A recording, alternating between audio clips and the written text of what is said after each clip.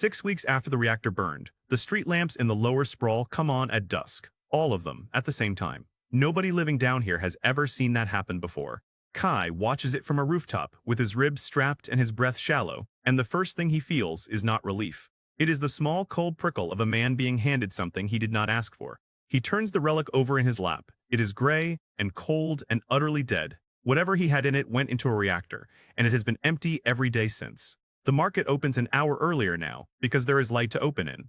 3 of the stalls are selling meat. Kai has lived here 16 years, and he has never once seen 3 stalls selling meat. On the corner where the old flood drain used to stink, there is a clinic.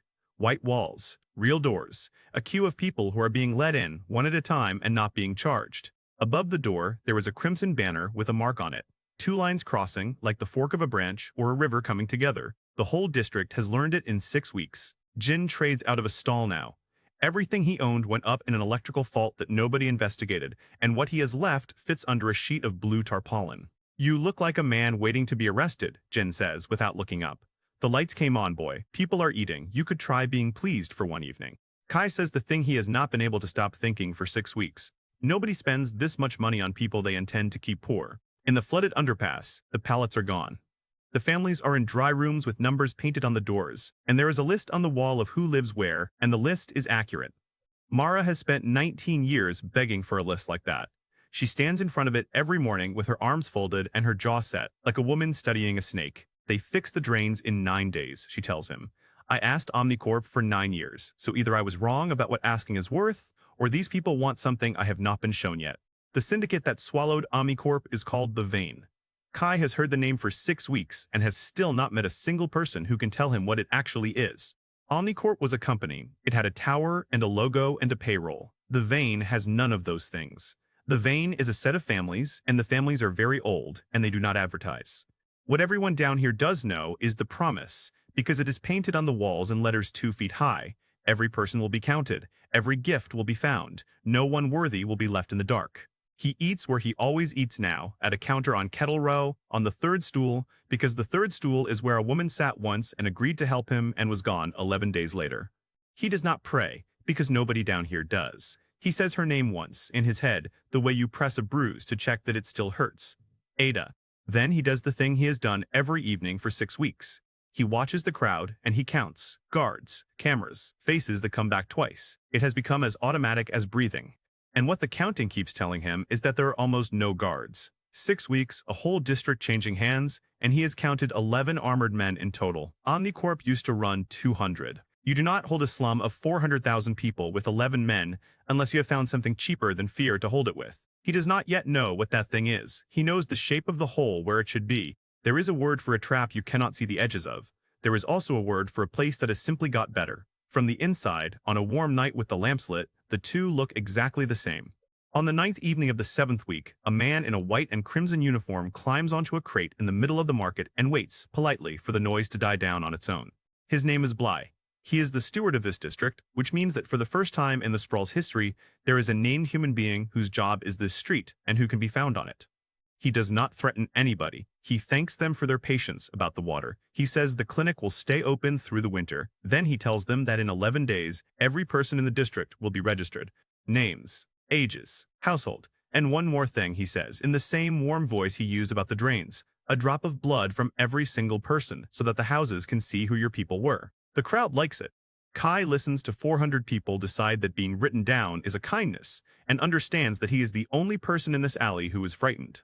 Because a company counts what it owns. A family counts something else. And whatever the Vane is about to learn about this district, it will learn it before he does. They take the old flood hall, the one that has stood empty since Kai was born, and in 4 days it becomes the cleanest room in the lower Sprawl. The queue starts before dawn and folds back on itself 6 times. Nobody is forcing anyone into it. That is the part he keeps turning over. Nobody had to be forced. There are no armored men on the door. There is a table with water on it and 2 girls handing out cups, and a sign that says the wait is about 3 hours and is apologetic about it. The process takes 4 minutes. You give your name, you give your parents' names, and their parents as far back as you can go, which for most people down here is 2 generations and then a shrug. Then you put your hand through a slot, and something clean and cold takes a bead of blood off your thumb, and it does not hurt, and the whole hall has agreed that this is the good part. And then a card comes out of a machine with your name on it, and it is the first document most of these people have ever owned. Kai queues for 3 hours and 7 minutes with his hood down, because a hood is the only thing in this hall that would make anybody look at him twice. The clerk asks for his rank. He shows the steel tag on its cord, and she writes the letter down without a flicker, the way you would write down the weather. His card comes out warm. Kai, 16, rank F, and on the last line, where everybody else has 2 names or 3, his says only this, lineage unrecorded. He stands out of the way and watches 400 more people come through, and what he sees is not a census. A census wants to know how many of you there are. This wants to know who you came from. A dockhand 3 desks over gets his card and does not move. The clerk has traced his blood to a name he has never heard, from a district that no longer exists, 4 generations back. The man is crying. Not because he has been given anything, because for 30 years nobody has been able to tell him where he came from, and now a machine can, and it took 4 minutes. And that, Kai thinks, is the cheaper thing than fear. That is what they are holding 400,000 people with. They are giving them ancestors. The Vane has been keeping that book for 200 years, Jin says that night, and he says it the way a man talks about weather that has killed people he knew. The Vane is 9 great houses, and about 40 smaller ones. Each house has a gift that runs in its blood, and has run there for generations. Saraval have their stone, Marrow have their speed. That is what they sell, boy, not that they are strong. Anybody is strong once, that their strength breeds true, and that the ether did not scatter its gifts at random. It picked. The small houses believe every word of it. I have never once been sure the big ones do. Kai asks the obvious question, which is what a registry of slum bloodlines is worth to people who already believe their own blood is the best in the world. Jin takes a long time answering. Because a claim like that only stands, he says, for as long as nothing turns up down here that contradicts it. The next morning, Kai goes back and stands where he can see the whole floor, and he finds the thing he missed. There are 2 doors out of the hall, not 1. Adults go out through the wide one, into the street holding their cards. Anyone under 16 goes through the narrow one with a parent and comes back 40 minutes later. Nobody objects, because nobody is hiding it. There is a sign over the narrow door. It says, in clean lettering, assessment, free of charge. In this district, a grading has always cost 11 coins and a day off work. Half the children down here have never been graded at all. Their parents could not afford to find out. So the queue for the narrow door is longer than the queue for the wide one. 400,000 people, and every child among them measured for nothing by the people who own the measuring. A young guard by the pillar is complaining to another about the hours, and about how it will be worse next month, because the whole city goes mad in the run-up. The run-up to what? The other one says. And the young guard laughs at him for not knowing, and says the word Kai will spend the next 4 months of his life inside. The proving. Once a year, the great houses put their heirs into a rift in front of the whole city, and the whole city watches to see whose blood came out strongest. And then the young guard says the last part, the part he thinks is the boring part, that they announce the year's new wards at it, the clever slum children the houses have decided to take in. There is a girl who runs messages through the lower rows, and she is faster through that maze than any grown man alive, because she has been learning it since she could walk.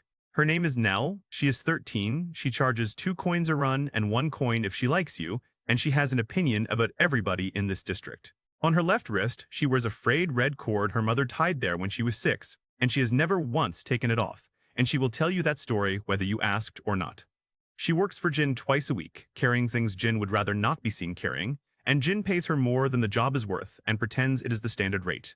The first time she met Kai, she looked him up and down for 4 seconds and said, "You are the one they call CIPHER." Then she said, "You are much smaller than the story."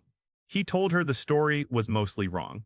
She said all stories are mostly wrong, and that she would be charging him full price regardless. He has liked her ever since. She lives in 2 rooms on the 4th landing with her mother, who takes in washing and who has been coughing since the winter before last in a way that everybody on the landing pretends not to hear. What Nell wants is a courier license. 80 coins, a stamp, and a district office that will look at a 13-year-old and take her seriously. She has 41 coins in a tin under the floor. She has been counting it out loud every night for 2 years. Her mother knows the total by heart and always gets it slightly wrong on purpose so that the girl can correct her. Mara has known her since she was born. Mara has known most of them since they were born, which is the whole reason she is dangerous and the whole reason she is tired. On the morning of the children's assessment, she stands at the shelter door and watches half her district walk their sons and daughters up the hill to be measured, and she does not say a word to stop them. Because what would she say? That a free grading is a trick. Based on what? Based on a feeling in an old woman's stomach, against a clinic and a drain and a light that comes on at dusk. The assessment room is smaller than the hall Kai remembers. Cleaner. Kinder. There is a woman whose whole job is to crouch down and explain to a frightened child that nothing is going to hurt. One at a time, they stand in front of a panel of gray stone and are told to try. Most of them stand there for a minute and nothing happens, and they are thanked and told they did well. 9 children in 10 are static. That has been true for 50 years. Their parents already know it walking in, and they come anyway because there is a 10th child.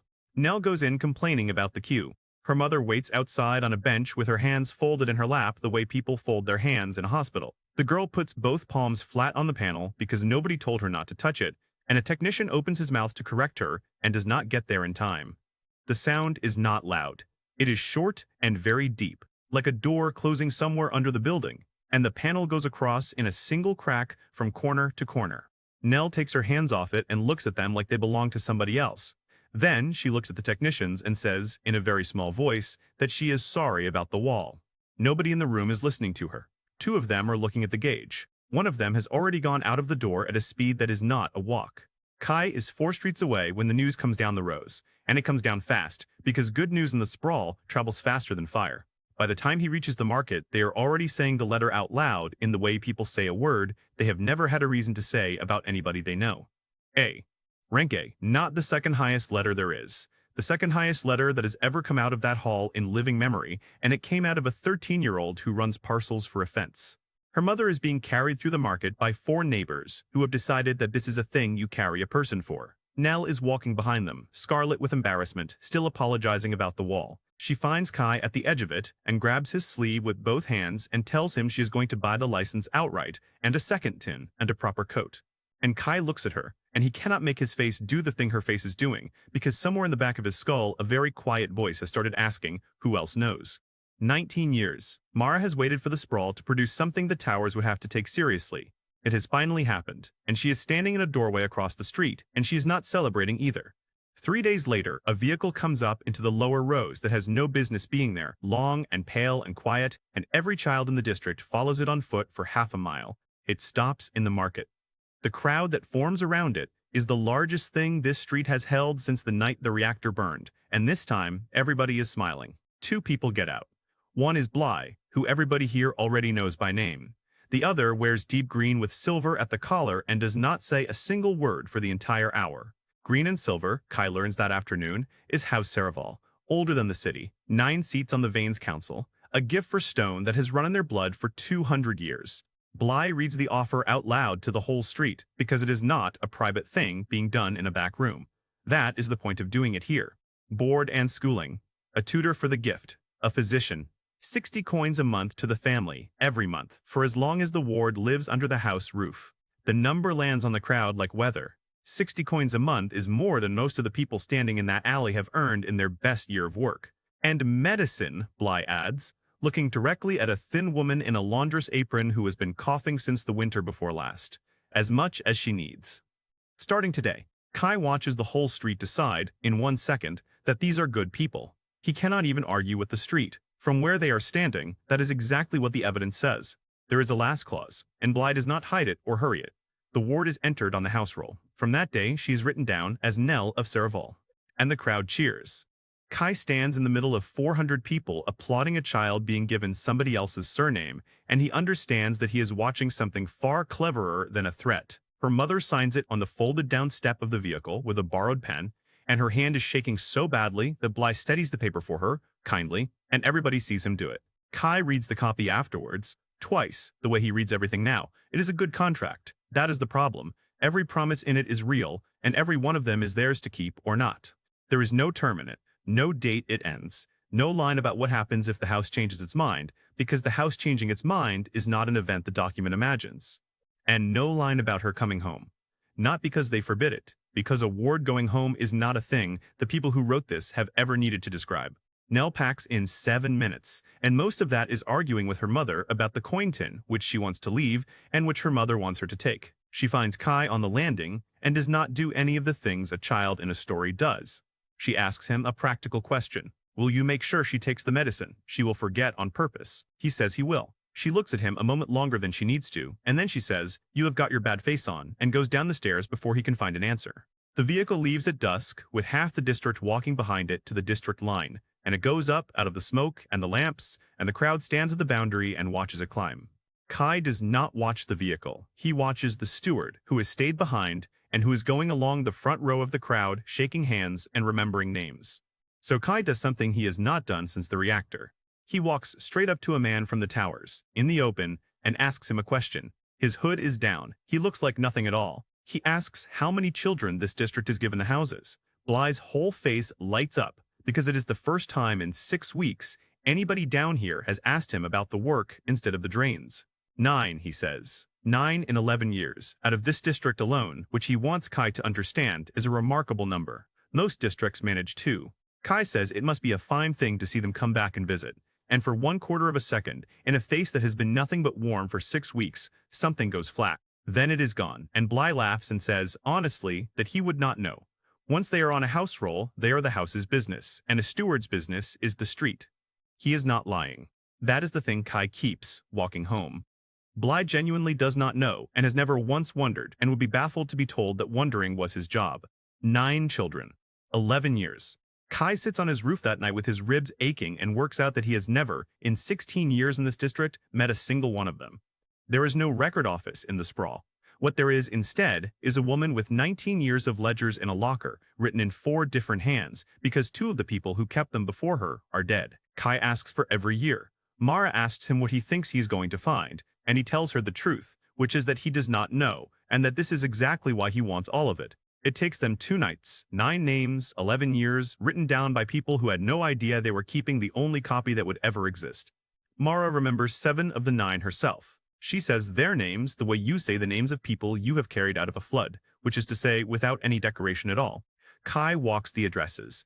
This is the part nobody writes stories about. 4 days, 40 stairwells, and the same 4 sentences said over and over on doorsteps in the rain. 3 of the families are not there anymore. The neighbors all say the same thing about all 3, with no bitterness at all. They came into money, and they moved up 2 districts. 2 of them died in the years since, of the ordinary things people die of down here. 1 family simply stopped existing on paper, which, in this district, is not sinister. It is Tuesday. The 7th door opens on a man who knows why Kai is there before Kai has finished the first sentence, and who answers the question that has not been asked yet. His son is doing very well. He says it 3 times in 90 seconds. His son is doing very well. He does not once look up from the floor, and the room behind him has good furniture in it, and he closes the door with an apology. Kai stands on that landing for a while afterwards. He has been threatened by professionals. It is the first time he has been frightened by furniture.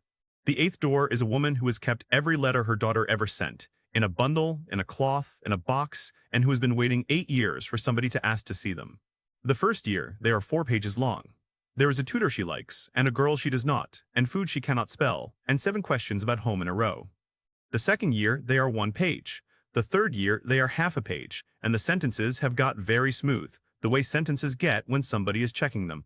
The 4th year, it is a printed card with a green and silver seal, wishing the family well on behalf of the household. There are 4 more cards. They are identical. Then there are no more cards. The woman asks Kai whether he thinks her daughter is angry with her. She has decided, over 8 years, that this is the most likely explanation, because the other explanations are worse. He tells her he does not know. He has learned not to give people comfort he cannot back, because he gave a woman on Kettle Row a great deal of comfort once, and then she was gone. The public role is the last thing he tries. Every person in this city who exists on paper exists in that building, in a ledger, under their own name. All 9 of them are there, and all 9 of them stop. Each entry ends the same way, in the same neat clerk's hand. Entered to a house roll. No further municipal record required. It is not a cover-up. It is a filing rule.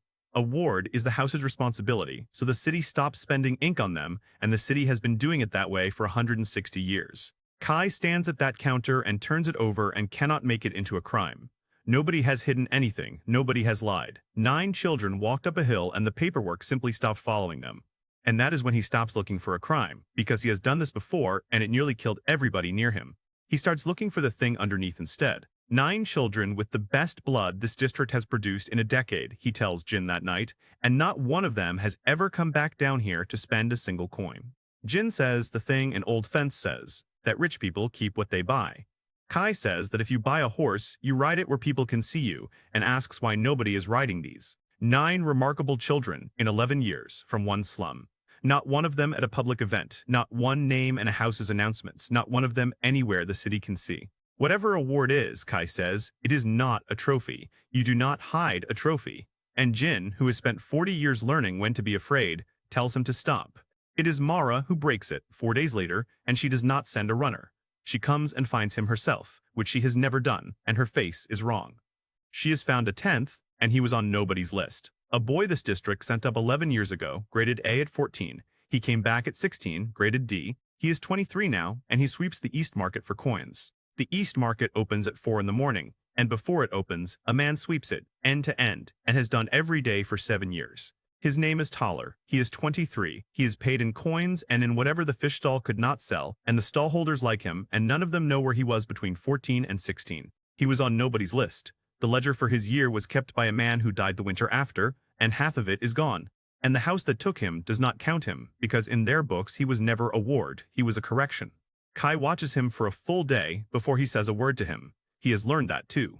You do not walk up to a frightened person with a question. You find out first whether they are frightened. He is not frightened. That is the first surprise. He is pleasant to everybody. He sings badly under his breath, and at midday he sits on the curb and eats and watches the crowd with real enjoyment. There is something wrong with his left eye. The lid does not lift all the way. It is old and it is small, and Kai puts it away in his head and comes back to it much later. When Kai finally sits down on the curb beside him and says the name of the house, Toller does not flinch and does not run. He says, "Oh," and then, after a moment, "You should not be asking about that. Not because it is dangerous," he says. "Because it upsets people. He has an aunt who still cries about it, and he has spent 7 years telling her there is nothing to cry about. He went up at 14. He tells it like a good holiday. The room he had, the bed, the tutor who came twice a week, meet every single day, he says, and he still cannot get over it. The house is Saraval. Their gift is stone.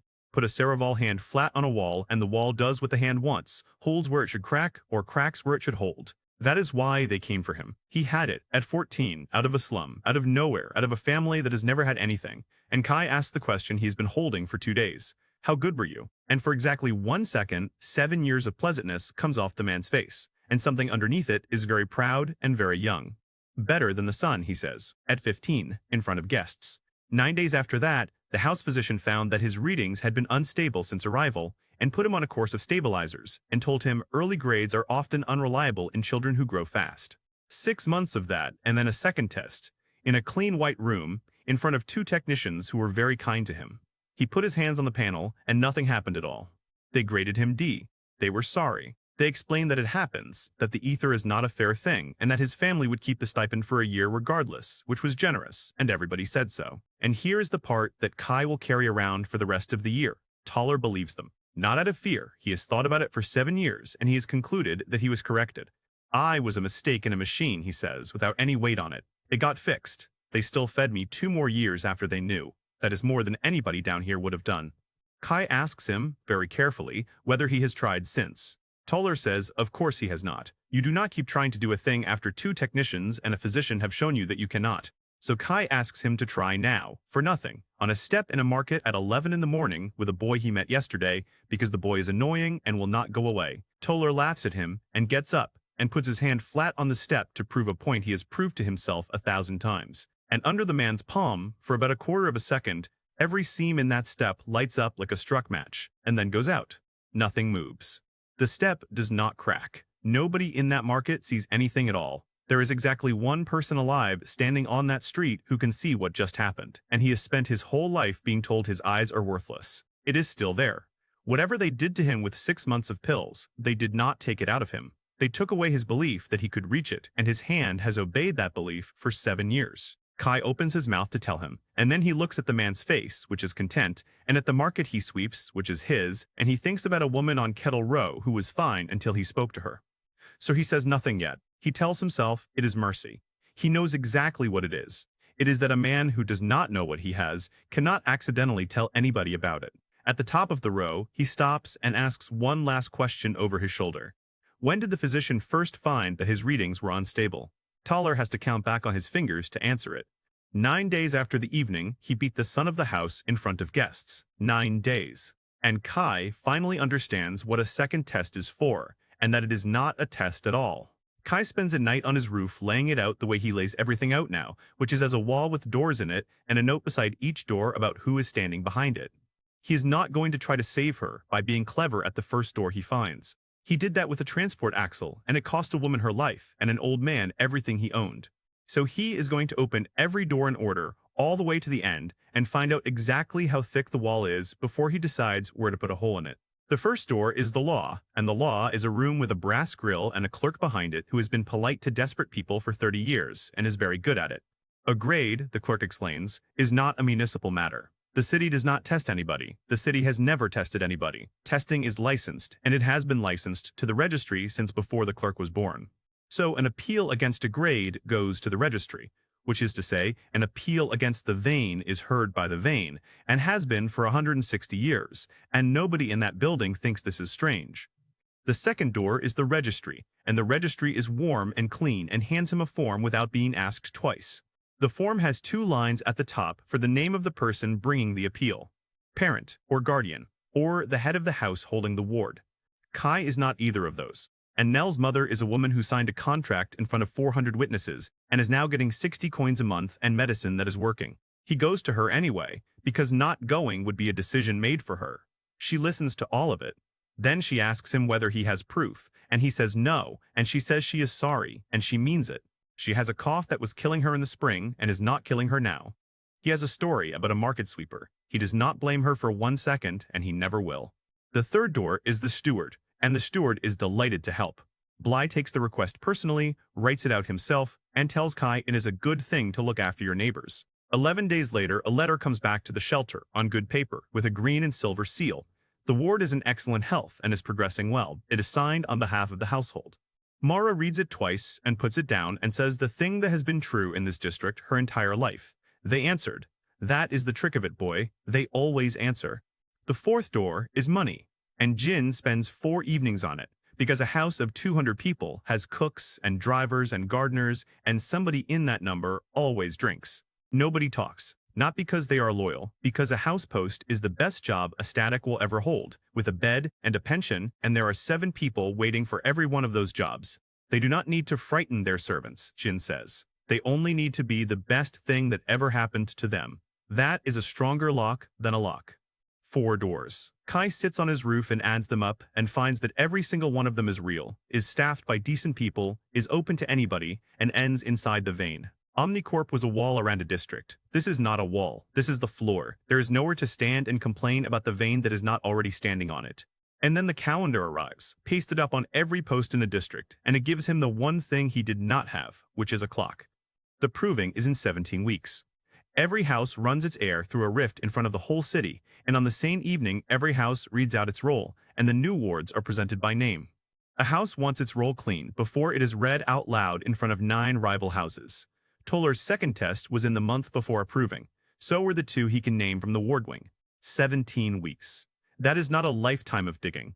That is how long Nell has before somebody decides whether she is an asset or an embarrassment. He goes to Jin and says the thing he has been avoiding saying for a week, which is that everything he needs is on the other side of a wall he has no way through, and that he has run out of clever. Jin does not answer for a long time. When he does not look at Kai. He says that there is one way a boy from this district gets through a great house's gate, and that he has hated it for 40 years. You do not go in as a person, he says. Nobody checks a person. They check people. You go in as a thing they bought, and things do not get checked, because nobody in there believes a thing can look back. And Kai, who has spent his whole life being told he is worth nothing, hears the first useful thing anybody has ever said about it. The great houses buy from fences. They always have. A house needs relics and dead tech and crystal that has not been through a licensed assay office with a tax stamp on it. Which means that for 40 years, old men in slum alleys have had a working relationship with the understewards of families who would not let them stand in their gardens. I am not going to sell you as a person, Jin says. A person gets asked where he is from. I am going to sell you as a saving. Every house that mines crystal pays a licensed assayer to grade it, with a machine, at 4 coins a stone. Saraval has been paying that bill for 200 years and has recently started noticing it. Because Saraval is short of money. Everybody in the trade knows it. They sold a river holding last winter and they have not replaced 2 of the staff who died. So the offer is a boy with a small site gift who does the same job by eye at 1 coin a stone and who does not require a license because he is not a licensed anything. Kai turns it over for a full minute before he sees the beautiful part, and when he sees it, he actually laughs, which he has not done since a reactor burned. Every reason he has ever been refused work is a reason to hire him for this one. His gift duplicates a machine. Fine, they want a machine. Cheap. And his rank. A house will not put an adapted servant near its family because an adapted servant has somewhere else to go and something to bargain with. What a house wants in its corridors is F rank. 16 years, Kai says. They have been telling me that letter means I am no use to anybody. Jin says that it always meant the opposite, and that this is the first time either of them has been in a position to charge for it. Then they argue for 2 hours about the name, because Jin wants a false one and Kai will not have it. A forged card can be checked in 4 minutes against a registry that is 6 weeks old and perfectly indexed. A real card cannot fail, because it is real. The risk is not the paper. The risk is the name on it. There is a woman at the top of that syndicate who has a description of a thin boy in a hooded jacket and no name to hang it on. Kai is about to write his name on a hiring roll inside her employer's world. He does it anyway, and he does it with his eyes open, because there are 11,000 boys called Kai in this city, and every one of them is nobody. He is betting on the size of the bottom. Mara does not shout. She has never once shouted at him. She asks him a question instead, and it is the worst question anybody has asked him this year. When they catch you in there, she says, and they trace you back down here, who pays? Say the names out loud. I want to hear you say them before you go. He says them. The old fence under the tarpaulin, the woman with the cough, the market sweeper, her, and every family on her list. It takes a while. Good, Mara says. Then you are not lying to yourself. That is all I ever ask of anybody. And she gives him the name of a woman who cooks in the upper districts, in case he ever needs a door. He has 9 days to learn a trade. Jin drills him like a man who expects to be executed for the results, which, roughly speaking, he is. The trick is not seeing the seams. He has been seeing seams since he was 4. The trick is the words. An assayer says clean, or laddered, or shivered, and if Kai says the wrong one, he is finished in an afternoon. On the 8th night, he grades 40 stones in the dark without a lamp and gets all 40 right. And Jin puts them all back in the crate and does not say anything at all for a while. He leaves before dawn on a hauler going up. The road out of the sprawl climbs for 2 hours, and somewhere in the 2nd hour it comes up out of the smoke. Kai has lived his whole life under a lid. He did not know that. He finds it out at 400 meters, when the air stops tasting of anything and the sky above the hauler is simply blue. There are trees up here. Not the gray ones that grow out of drains. Trees somebody planted on purpose, in rows, for no reason except that the rows would look well from a window. The gate has 2 guards on it, and neither of them looks at his face. One of them looks at the card, and one of them looks at the crate on his shoulder, and that is the entire examination. 11 weeks he has spent working out how to get through that gate. It takes 9 seconds. Nobody in the world is afraid of what he is, because what he is furniture arriving. He walks up a gravel drive between planted trees with his heart going like a hammer and his face doing absolutely nothing, and behind him, without any ceremony at all, the gate closes. The understeward is a tired man with a list, and the whole of Kai's arrival takes 4 minutes, and 3 of them are about laundry. He is told his hours, his bunk, and the 2 rules that matter. Never use a main corridor. Never speak to the family unless a member of the family has spoken to you first. Nobody asks him where he is from. Nobody asks him what he can do. Nobody asks him a single question that a person would be asked, because a saving of 3 coins a stone does not have a history. The house has 2 sets of corridors, and Kai works out the shape of it on his first evening. There is the house you can see, and there is a second house folded inside its walls. The second one is narrow and gray, and carries everything. Food, coal, water, laundry, letters, bathwater, 40 people. It runs behind every wall in that building, and it has no windows anywhere. In 11 days, he learns that he can be 4 feet from the head of the household, with a wall between them, and hear every word she says, and that nobody has ever once thought of this as a problem. The work itself is 4 hours a day in a cold vault under the west wing, with a lamp, a bench, and a crate of raw stone that came up from a rift the house has held since before the ether. He grades 60 stones on his first morning. The understeward checks 11 of them against the old assay sheets, finds 11 matches, and stops checking. That is the moment he becomes invisible, and it happens on the first day, and it is the single most valuable thing that happens to him all year. He sees the family for the first time on the 4th evening, from a service door, holding a tray he was told to hold and then forgotten about. There are 9 of them at that table, and none of them look at the door. 2 servants walk right through the middle of a private argument to change the plates, and the argument does not pause. Kai stands in that doorway with a tray and understands that he has been handed the thing he wanted most in the world, and that it was free, and that the price of it was being nothing. So he makes himself a rule that night, in his bunk, and he writes it on the inside of his forearm in charcoal so he will see it every morning. 30 days. Look, do not touch. Because he has been in a hurry before. He was in a hurry with a clerk on Kettle Row, and it took 11 days, and she is somewhere he cannot follow. The servants are not a crowd. That is his second discovery, and it takes a week. They are 40 people with 40 histories, and about 9 of them are the reason this house still stands up. There is a cook who has been here 41 years, and has fed 3 generations of the family, and has an opinion about all of them that she will never say above a whisper. There is a groundsman who lost 2 fingers to a gate mechanism in a year Kai was not born in, and who has been paid the same wage since. He is the one who explains the house to Kai, because Kai is the first person who is asked in a decade. Kai does not interrogate anybody. He fetches things. He carries things nobody asked him to carry. He listens for 11 days without asking a single question, and on the 12th day, people start telling him things unprompted. The estate is bigger than the district he grew up in. There is a courtyard where the young of the house train, and a chapel nobody uses, and a walled garden with fruit in it that falls in the grass and is left there. He picks one up on the 9th day and stands looking at it for a while. Down in the Sprawl, a thing like that has a price and a queue. Up here, it is a maintenance problem.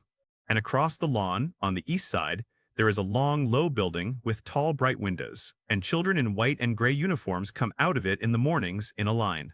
The ward wing. He counts them on the first morning, and there are 14, and he stands in a hedge gap with a crate of stone on his shoulder and does not let himself look for one particular head of dark curly hair. He could cross that lawn in 90 seconds. He has been inside these walls for 9 days, and he has not been 10 meters closer to her than this, and every single day he chooses that again. Because he knows exactly what he is now. He is a boy who is very good at being underestimated. And the moment one person in this house has a reason to say his name out loud, that is over. So he grades stone. 60 a morning, then 80, and the understeward starts sending him crates from the other vault as well, which means keys, which means corridors, which means the whole west wing by the end of the month. Nobody gave him those keys because they trusted him. They gave him those keys because walking down to unlock a door twice a morning is annoying, and he is cheap, and he is nothing. On the 14th evening, he is carrying a crate along the service passage behind the Great Hall when a door opens the wrong way and a boy his own age looks straight at him, and the 30 days end 15 days early. The boy in the doorway is Kai's age, in a deep green coat with silver at the collar, and he is out of breath, which is the detail Kai notices first. He has not come down here looking for anybody. He has come down here because it is the only door out of that hall that does not go past the table, and Kai is simply in it. For 3 seconds, neither of them moves. Somewhere behind the boy, a man's voice in the great hall is saying something with laughter under it, and the boy's jaw goes tight. Then he looks at Kai properly, and what he does next is the oldest thing in the world. He has just been made small, so he finds the nearest, smaller thing. He asks what a hired boy is doing in the passage behind the hall at dinner. Kai says he's carrying stone to the west vault, which is true, and which is on the roster in the understeward's hand.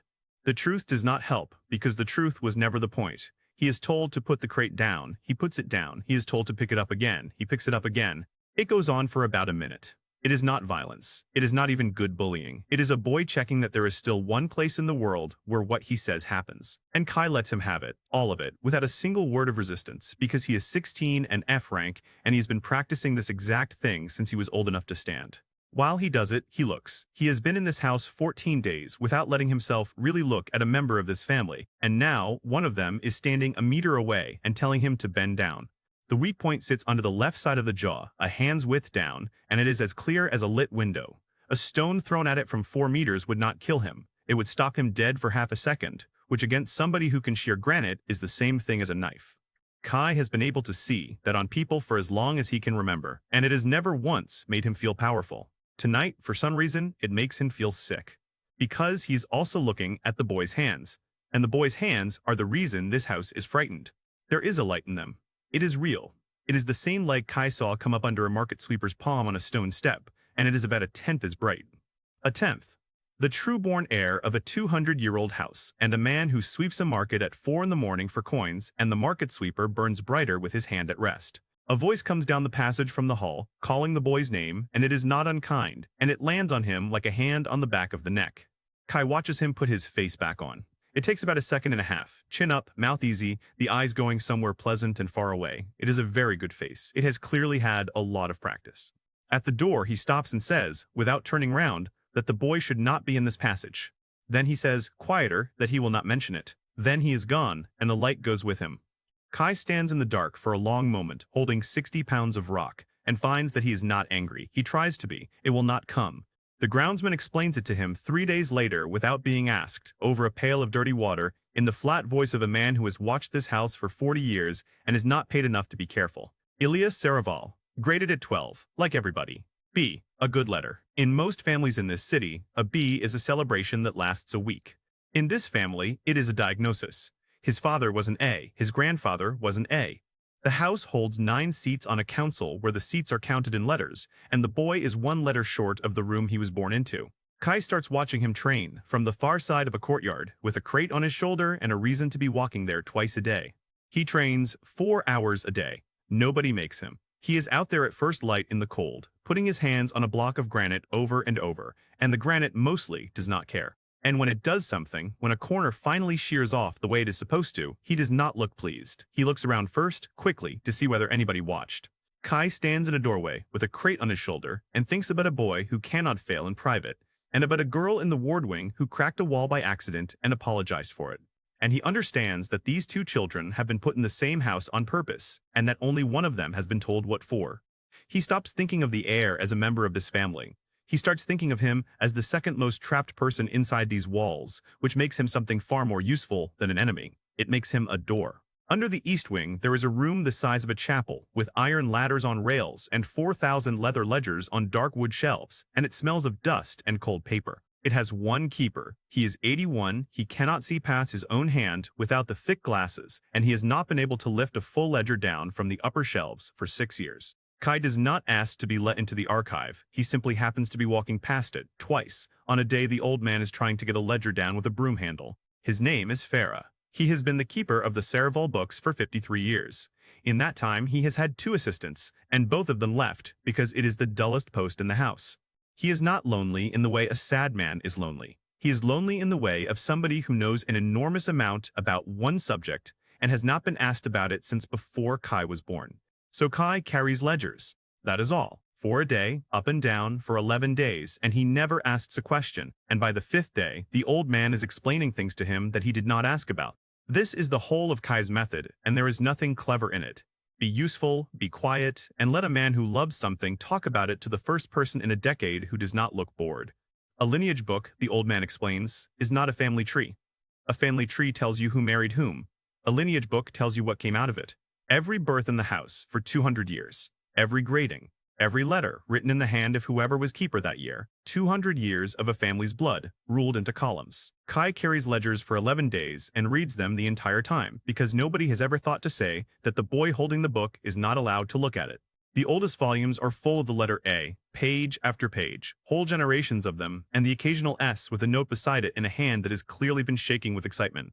100 years on, there are B's. Not many. 150 years on, there are more B's than A's. In the last 2 volumes, there are 3 C's and 1 child with no letter at all. Kai asks his first real question in 11 days, and he asks it as flatly as he can, whether the numbers mean anything. First says cheerfully that they mean the line is thinning and has been for 3 generations. He says it the way a farmer says the soil is tired, not as a scandal, as a fact of husbandry that everybody in his world has known his whole life. Kai asks what a house does about it. And the old man is delighted because this is his subject, and he gets up and fetches a different book entirely. It is the ward book, 200 years of children who were not born in this house, brought in, matched, and married into the smaller branches of the family, with their children written down as Saraval. Nobody is hiding this. It is written down. It is a 200-year-old policy with a name and a procedure and an annual budget, and Farah thinks it is the most sensible thing in the world. Blood is not a jar you keep on a shelf, the old man says. It is a river. You must feed it, or it silts up. Every great house on that council was fed from outside, and every one of them will tell you they were not. Kai stands very still, because the whole argument the vein makes about itself has just come apart in an old man's mouth, casually, on a Tuesday, in a room nobody visits. They do not believe their blood is pure. They know it is not. They have known for 2 centuries, and they have written it down in careful handwriting. What they sell to the city is a different product entirely. So he asks the question he actually came in for, and he wraps it in something harmless. He asks what happens if a ward turns out better than the family they were brought in to help. First says, then the line is renewed, and everybody is very pleased. And then, because he is a precise man and precision is all he has, he adds the second half of the sentence. Unless the reading was unstable, of course. Children grow. A grading at 12 is not a promise. The registry keeps a whole book of the ones that had to be corrected. Kai's hands do not stop moving. He turns another page. He asks, in the voice of a boy making conversation about the weather, how big a book like that would be. Enormous, says Foray. 50 years of it since the change, and every house holds a copy of its own entries, because you cannot argue a correction after the fact if you have not kept the record. A copy of its own entries. In this house, in this room, somewhere behind Kai, in 4,000 identical brown spines, in a room that one blind old man visits and nobody else has entered in a decade. He finishes the ladder run. He carries 4 more books. He says goodnight at the usual time, and then he walks back to his bunk with his hands shaking so badly that he has to put them in his pockets. He does not go for the book. Not that night, not that week. A boy who takes a ledger out of a room the day after he learns it exists is a boy who gets caught by an old man's memory. And there is a worse reason to wait, and he makes himself look straight at it. He does not yet know what he would do with the book if he had it, and last time that cost a woman everything. So he gives himself 2 more weeks, and he spends them doing the only thing in this house that nobody can take away from him. He looks at people. There are 19 adapted living inside these walls. 11 of the family, 6 guards, a physician, and a woman who runs the kitchens and whose gift nobody talks about. In the sprawl, he saw perhaps 4, adapted in 16 years, all of them at a distance, all of them wearing armor. Up here, they are the furniture, and he is the wall, and walls get to watch.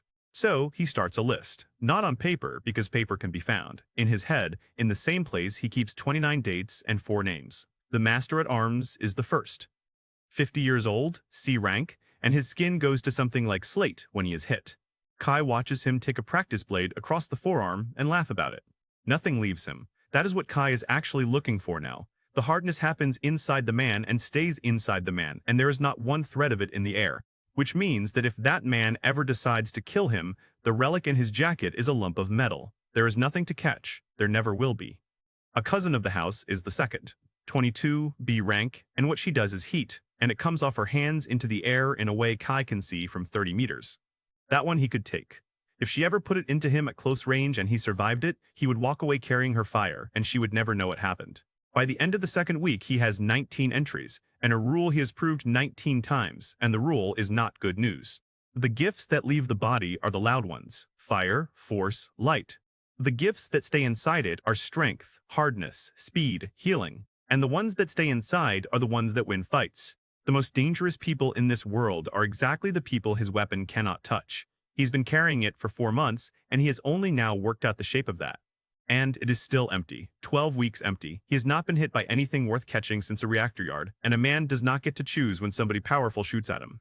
In the 6th week, the house changes. It happens in one morning. Every servant in the building is up 2 hours early. The copper is polished, the drive is raked, and the cook has been crying in the pantry. Kai asks the groundsman what is happening, and the old man says one word and goes back to his work, and the word takes Kai a moment to place, because down in the sprawl it is not a word, it is a rumor. Marrow. The first house of the vein. 9 seats of their own on a council of 9, which is a joke people make up here and do not laugh at. They come up the drive at noon, and there are 7 vehicles, and it is not a visit. It is a demonstration of what a visit costs. Kai is put on the end of the servants' line with a tray, which is the best thing that happens to him all season, because it means he is standing outside when the doors open.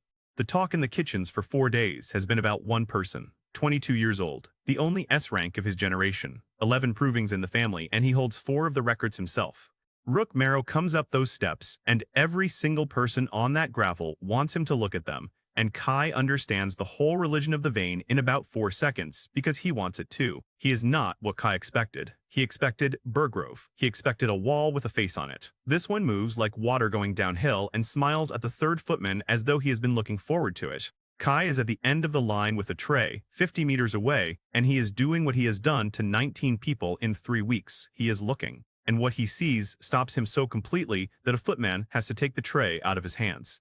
Every person Kai has ever looked at has one point. 1. A single place where the thing they are made of will give, dark and quiet until he needs it.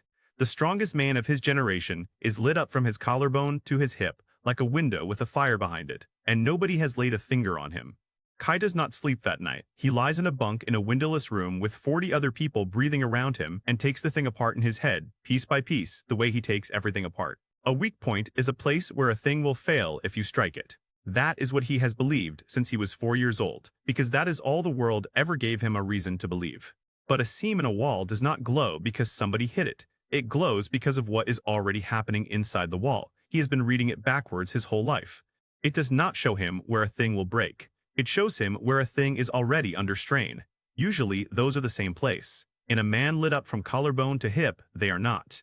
In the morning, the whole house goes down to the courtyard, because the guest has offered to run the young of the family through a bout, and there is not a servant in that building who is going to miss it. Rook takes on 4 of them at once and holds his hands behind his back for the first minute, and it does not read as arrogance, because he is laughing, and so are they. And then he stops holding back, and Kai finally understands why an entire city arranges its year around watching this family. It is not strength, it is time. Everybody else in that courtyard is moving through the same second he is, and he is simply doing 7 things in it while they do one. Kai watches from an archway with a crate at his feet, and he is not watching the fight. He is watching the air around the man, and the air around the man is empty.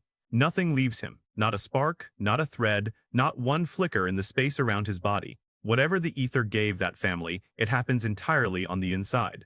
So Kai stands in an archway and formally accepts a fact. If it ever comes down to him and that man, the weapon in his jacket is a paperweight, and it always will be. The bout lasts 91 seconds. Kai counts it because he counts everything now, and because at 80 seconds, something changes that nobody else in that courtyard appears to notice. The light under the man's skin goes brighter, much brighter. It floods up his ribs and across his shoulder, and it does not go back down when he stops. He wins, and he laughs, and he pulls the last of them up off the flagstones by the wrist, and he is entirely charming for about 40 seconds. Then he sits down on the step. A man in marrow crimson is beside him before he is fully down, with a cloth and a small glass vial, and he does it so smoothly that it is obviously the 11th time this month. And the entire courtyard is still clapping. 40 people watching, and every one of them is looking at where the fight was, and not at where the man went afterwards. Kai looks at where the man went afterwards. That is the only skill he has ever had, and it is the reason he is going to spend the rest of this year terrified. That night, the cook sends him up to the infirmary with hot water, because it is the sort of errand you give the newest boy, and because nobody in that house imagines the newest boy can read a room. There are 2 physicians in there, and neither of them is Cereval's. They travel with him. That is the detail Kai will still be thinking about in 4 months. The strongest man in the city travels with 2 doctors. They stop talking when he comes in. He sets the water down, he takes the empty jug, and he is out of the door in 9 seconds, and in those 9 seconds he hears 12 words. One of them says, "Not before the proving." The other one says, "It will not wait for the proving." And then the door closes behind a boy who is nothing. He meets him the next morning by accident, at the corner of the walled garden, at an hour when nobody should be awake, and there is nowhere to go and no door to go through. Kai does what a servant does. He steps off the path, and he looks at the ground, and he waits to stop existing, which is a thing he's extremely good at. And Rook Marrow stops and asks him his name. Not the way you check a servant, the way you ask somebody a question because you would like to know the answer. Kai tells him. He says it is a good name. He says the gravel on the East Drive is badly laid, and somebody is going to turn an ankle on it, and asks whether that is Kai's job, and apologizes when it is not. In 6 weeks inside these walls, that is the first member of any great house who has spoken to Kai as though he were a person. It takes about 20 seconds, and it ruins everything. Because Kai now knows something about that man that his own family is spending 2 physicians a day to keep quiet, and there is nobody alive he can tell, and the proving is in 10 weeks. It takes him 6 weeks to find a reason to walk into the ward wing that is not his own, and when it comes, it is so ordinary that he almost misses it. The practice blocks in the ward hall are cracked through, and somebody has to look at every block in the building and say which ones are finished, and there is exactly 1 person in this house who does that job. The ward hall has windows on 3 sides. Kai stops just inside the door, and it takes him a moment to work out why the room feels wrong, and then he has it. There is sunlight on the floor. 14 children in white and gray. A tutor who is explaining something at a board and being argued with, and letting herself be argued with. A jug of milk on a side table that nobody is guarding. In 7 weeks inside this house, Kai has hated a great many things about it, and it has never once occurred to him that the wards might simply be happy. He kneels at the first cracked block with his back to the room and reads the stone, and behind him 14 children carry on with a lesson about the founding of the city, and one voice in that room is louder than the others. She is arguing with the tutor about a date. She is winning. She has been in this building 14 weeks, and she is correcting a woman with a board. She has grown. That is the first thing. 14 weeks of 3 meals a day has put an inch on her, and her hair is clean, and there is nothing in her face that expects to be hit. On her left wrist, under the sleeve of a uniform that costs more than her mother earns in a year, there is a frayed red cord. She sees him at the end of the lesson, and she does not shout, which is how he knows she has learned something in here. She waits. She lets the room empty. Then she walks over and hits him in the arm as hard as she can. 14 weeks, she says. You are the only person from down there I have seen in 14 weeks, and you have been in this house for how long? He tells her the true part, which is that being seen with her would end whatever he is doing here. She says that is the worst apology she has ever heard, and that she accepts it. Then she tells him about the house, fast, all of it at once, the way she used to tell him about the market. She has a tutor, she has a bed to herself, she has been taught to read properly, and she is furious about how much she could not read before. And she is not a fool about it, and this is the part he was not ready for. She knows exactly what she signed. She says the word ward the way you say the price of a thing you decided to buy. They took my name, she says. I know, my mother is not coughing. 60 coins a month. Ask me if I would sign it again, and then ask me nicely, because you already know the answer. She asks about her mother. Kai tells her the truth, that the medicine is working, that the cough is gone in the mornings now, and he watches 13 years of held breath go out of her. She has been sending half her allowance down, without telling anybody, through the kitchens, in an envelope, every month. She has done more for that woman in 14 weeks than the district managed in 6 years. And then she tells him the thing that stops his heart, and she tells it as a joke, because to her, it is one. 3 days ago, the house put the wards and the young family together in the courtyard for an assessment, and she was asked to hold a cracked block while the heir tried to shear it, and she got bored, and she sheared it herself. In front of the master-at-arms, 2 tutors, and the head of the household. She says everybody laughed. She says the heir laughed too, and that he was a good sport about it, and that she felt a bit bad afterwards. Kai keeps his face exactly where it is. He has had a lot of practice. Somewhere behind it, he is counting days, and the number he gets is 9. 9 days since a girl from a slum outperformed the true-born heir in front of the head of a great house. Toller's physician found unstable readings, 9 days after the same thing happened to him. And Kai looks at her, sitting in the sunlight in a clean uniform, 13 years old, safe for the first time in her life, and he decides not to tell her. He gives himself the good reason first. A frightened child cannot act normally, and a ward who starts behaving strangely will be looked at, and being looked at is the thing that kills people in this house. Then he makes himself look at the other reason, because he promised a woman in a shelter that he would not lie to himself. He needs her exactly where she is. She is the reason he still has a schedule. She asks him why he is really in this house. He says he is grading stone. She looks at him for a long moment and then says, "All right," in a voice that means she has decided to let him have it. At the door she stops and says one more thing, and it is not a joke this time. Do not do anything stupid on my account. And he says he will not, and it is the second lie he has told her in 5 minutes. Ferre leaves the archive at 9 and returns at 6. He has done that for 53 years. Kai has watched him do it for 41 days and has never once seen it vary by more than a minute. The key to the east vault door opens the archive as well, because the 2 rooms were one room until a wall went up in a year nobody remembers, and nobody has changed the lock since. He does not bring a lamp. A lamp under a door is the only thing that would give him away, and he does not need one because he has never needed light to read a seam. 4,000 books. He has been carrying them for 6 weeks, and he already knows the bindings by touch. House ledgers are brown calf. Estate accounts are black. The registry sends its copies in gray board with a linen spine. He finds gray board on the 4th shelf of the 9th rank, under the window, in the part of the room the old man's ladder cannot reach and has not reached in 6 years. 26 volumes. 1 for every 2 years since the change. He takes down the oldest first, because the oldest is the one nobody has thought about in half a century. On the front, printed, no ornament, in the flat language of an institution talking to itself. Register of corrected assessments, retained for the confidence of the grading. 6 columns. The child's name, their district, the first grade, the second grade, the date, and the reason, and there is a printed list of the permitted reasons at the front of every volume. Unstable early reading. Growth irregularity.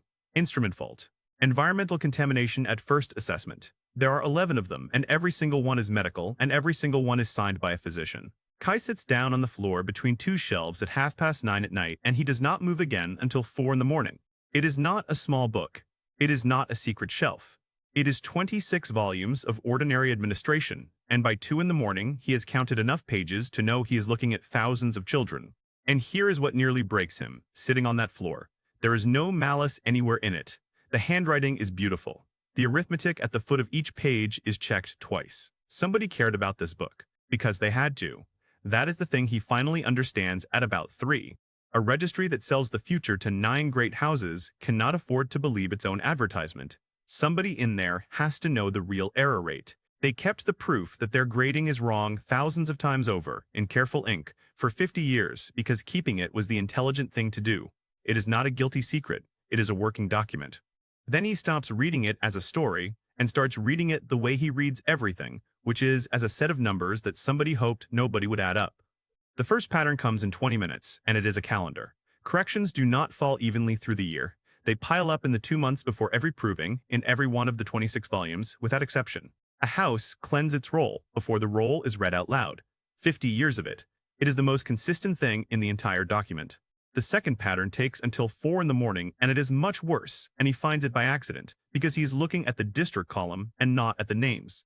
Most of these children are not wards. Most of them never went near a great house in their lives. They are ordinary children, in ordinary districts, graded high at 12, and corrected downward within 2 years. Kai has been thinking about this as a house protecting its heir. It is not. A house protecting its heir is 100 entries. This is thousands, spread across every district in the city for 50 years. They are not protecting a family. They are holding a number down. The Vane's whole claim is that high blood is rare and lives in 9 houses. That claim only survives if high grades outside those houses stay rare. So every year, the registry finds the ones who came up wrong and corrects them, one child at a time, with a signature and a course of stabilizers and a very kind conversation. And then, because he is who he is, he checks the year he was graded. Not because he expects anything, because he checks everything, and because he was 12 once, in a very clean hall, in front of a wall. His name is in it, 4 years ago, his district, his first grade, which is the only grade he has ever had, and it is the letter he has worn around his neck since the day they gave it to him. The second grade column is empty. He was never corrected. Nobody ever changed anything about him. And the reason column does not have one of the 11 permitted reasons in it at all. It has 2 words, written in a different hand from every other line on that page, in ink that is a different color. Instrument anomaly, and after it, one more word, referred. Kai turns 400 pages looking for another one. In 26 volumes, across 50 years and thousands of children, he finds that word 9 times, and none of the 9 says who it was referred to. He does not take the book. A missing volume off a shelf that dusty would be noticed the first time the old man's hand went to the wrong gap, and Kai would have nowhere on this estate to put it.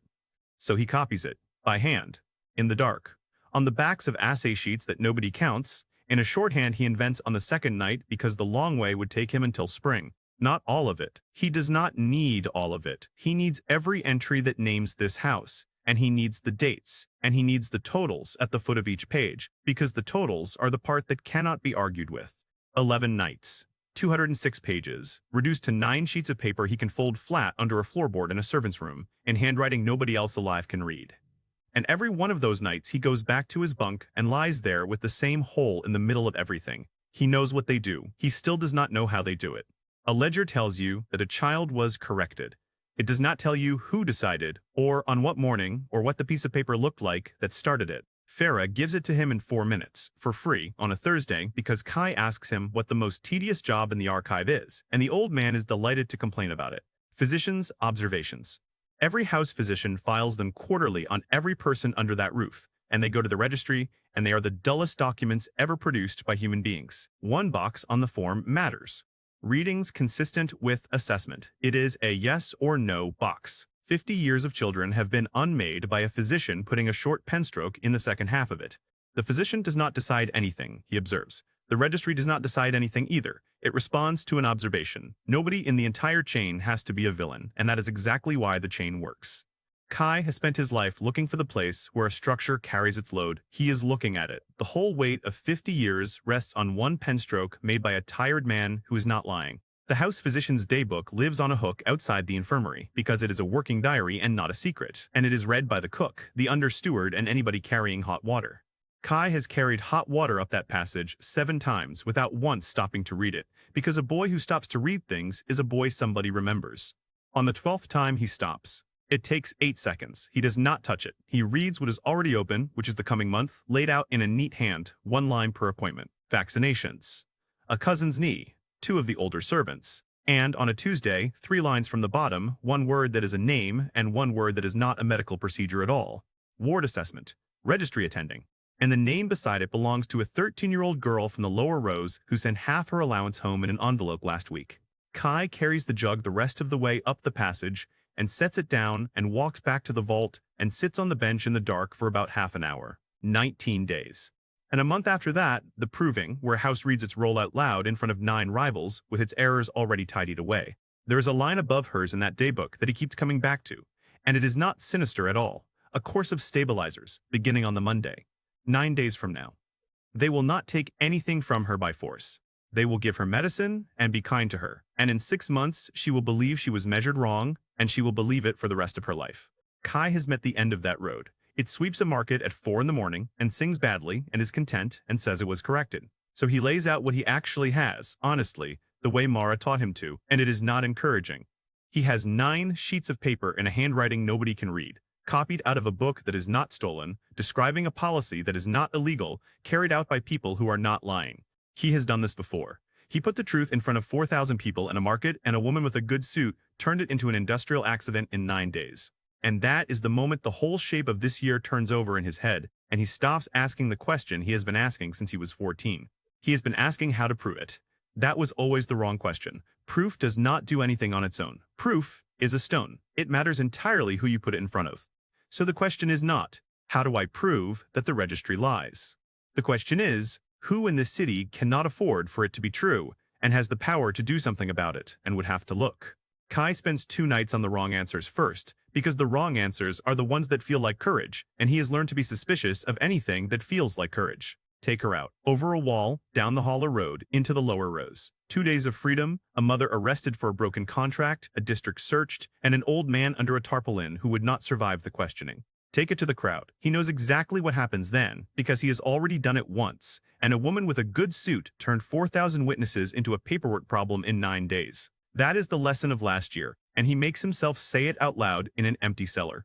Evidence is not power. Evidence is a stone. It only does something when you put it in the hand of somebody who was already holding a grudge and a weapon. So the question is, who? And the Sprawl cannot be the answer, because the Sprawl has no lever on anything, and asking it to help would only get more of it killed. The answer is in a room he has been walking through for 2 months, and it is written on the spines of 4,000 books, and he has been too busy reading the pages to look at the shelf. 9 great houses, 41 lesser ones. And Kai asks Farah the most boring question he can think of, which is how a small house gets a marriage approved. With a registry certificate, a grade, and a lineage, and a seal. That is what a small house has instead of an army.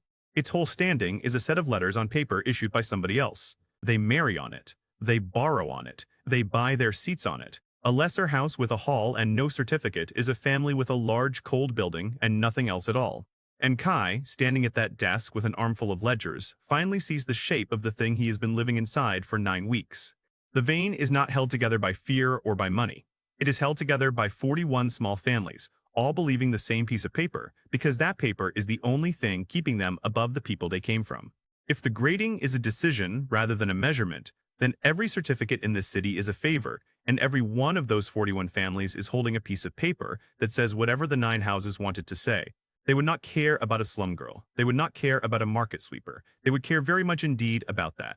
But 9 sheets of unreadable shorthand will not do it. A lesser house, shown a document by a servant boy, does not investigate the registry. It hands the boy to the registry because that is the safe move, and every one of them will make it. They will not go and look at a book because he asks them to. They will only go and look if something happens in front of their own eyes that they cannot explain any other way. And there is exactly 1 day in the year when every one of those 41 families sits in the same building and watches the claim get tested in public. The groundsman explains the proving to him in the way that only a man who has worked 40 years of them can, which is entirely from the point of view of the labor. Every house sends people, not fighters, carpenters, riggers, lampmen, and stone crews, because the course is not a rift somebody found. It is a rift somebody built. 6 weeks of work. Lanes cut, platforms set, galleries sealed off, hazards placed, lamps hung, and every stone in it checked before an heir is allowed to put a boot on it. Checked, says the groundsman, by the assay boys. Every house sends one.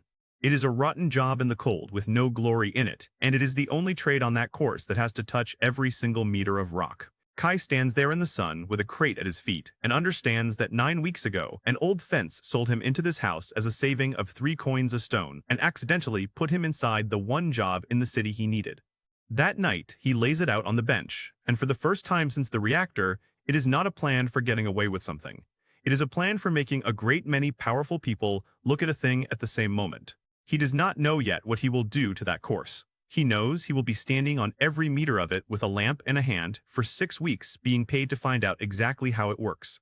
There are 2 problems left, and he writes both of them on the bench in chalk. And the first one is a girl with 19 days on a physician's calendar and a course of medicine starting Monday. The proving is 7 weeks away. He cannot save her at the proving. Whatever he does about Monday, he has to do it as a servant with no weapon inside a house where he is not allowed to speak first. And the second problem is the one he has been putting off for 12 weeks, and he writes it in 2 words and then sits looking at it for a long time. The gun is empty. Wherever this ends, it ends somewhere he cannot walk out of, and he is not going to get there carrying a lump of dead metal and hoping. House Serval has held one rift since before the ether fell, 4 hours down the coast road, and once a month a crew goes into it to take a shelf of crystal off the wall. They do not do it with hands. A crystal shelf weighs as much as a house and comes off the wall in 1 piece or in 100, and a difference is worth more than everybody standing under it. So they do it with a cutting lance. It is not a gift, and it is not a weapon. It is a tool. It is older than anybody using it, and it puts out a lance of ether fire that will shear stone at 9 meters. They also do it very carefully, because a lance fired into stone that is already under strain does not cut. The energy comes back out of the rock in every direction at once, and the crews call that a bloom. A bloom killed a man on this face 4 years ago. There is a name painted on a beam at the entrance, and the crew touch it on the way past, every one of them, without discussing it. Kai has been looking for 9 weeks for one thing that would put a great deal of energy through the air at close range without a person deciding to do it to him. He has been standing next to it once a month. His job at the face is to read the shelf before the lance goes near it, and on the 6th of the month, he reads a section on the north wall and tells the foreman it is laddered right through. The foreman does not argue and does not humor him. He sends the licensed man over with the machine agrees, and the crew moves the whole cut 9 meters south, which cost the house 2 days. Nobody down here is careless. That is the part Kai wants to be honest about afterwards. The system worked exactly as it was supposed to, and then he went back that night by himself and broke it on purpose. He goes down at 2 in the morning with 1 lamp. The crew are asleep in the huts at the mouth. There is nobody within 400 meters of that wall, and he checks it twice because there is exactly 1 person he is willing to spend on this. He drags the spare lance across on its rest. It takes him 40 minutes because it weighs more than he does, and his ribs have only just stopped complaining about a reactor. Then he does the only part of this that he is actually good at. He stands in front of a wall of stressed crystal, and he reads where it is going to come out. A bloom is not a sphere. It goes where the rock is weakest, and the rock is weakest along a ladder of seams that runs up and to the left, which means the worst of it will go over his head and into the roof. What will reach him at 3 meters is the edge of it. He works that out 4 times and gets the same answer 4 times, and it does not make him any less frightened, because he has been wrong before and there is nobody down here to carry him out. He puts the relic in his left hand and holds it out in front of him at arm's length, because it has to be between him and the wall, and because the rest of him would like very much to be behind something. He reaches over with his right hand and trips the lance, and for about 1/5 of a second everything is exactly as calculated. Then, the wall gives the energy back, all of it, up and to the left as promised, and the fringe of it comes through the space where a boy is standing with his arm out. The sound arrives inside his chest rather than at his ears. He is on the floor 8 meters from where he was, and there is grit in his mouth, and the roof is coming down somewhere behind him in pieces the size of doors. The relic is lying 1 meter away, and it is full. Not the pale gold he took out of a reactor yard. A hard white light, packed in tight, and he can see it through the metal. His left hand is not a hand anymore. It is a shape he does not want to look at, and he looks at it anyway, because he has to know whether he can climb with it. He cannot.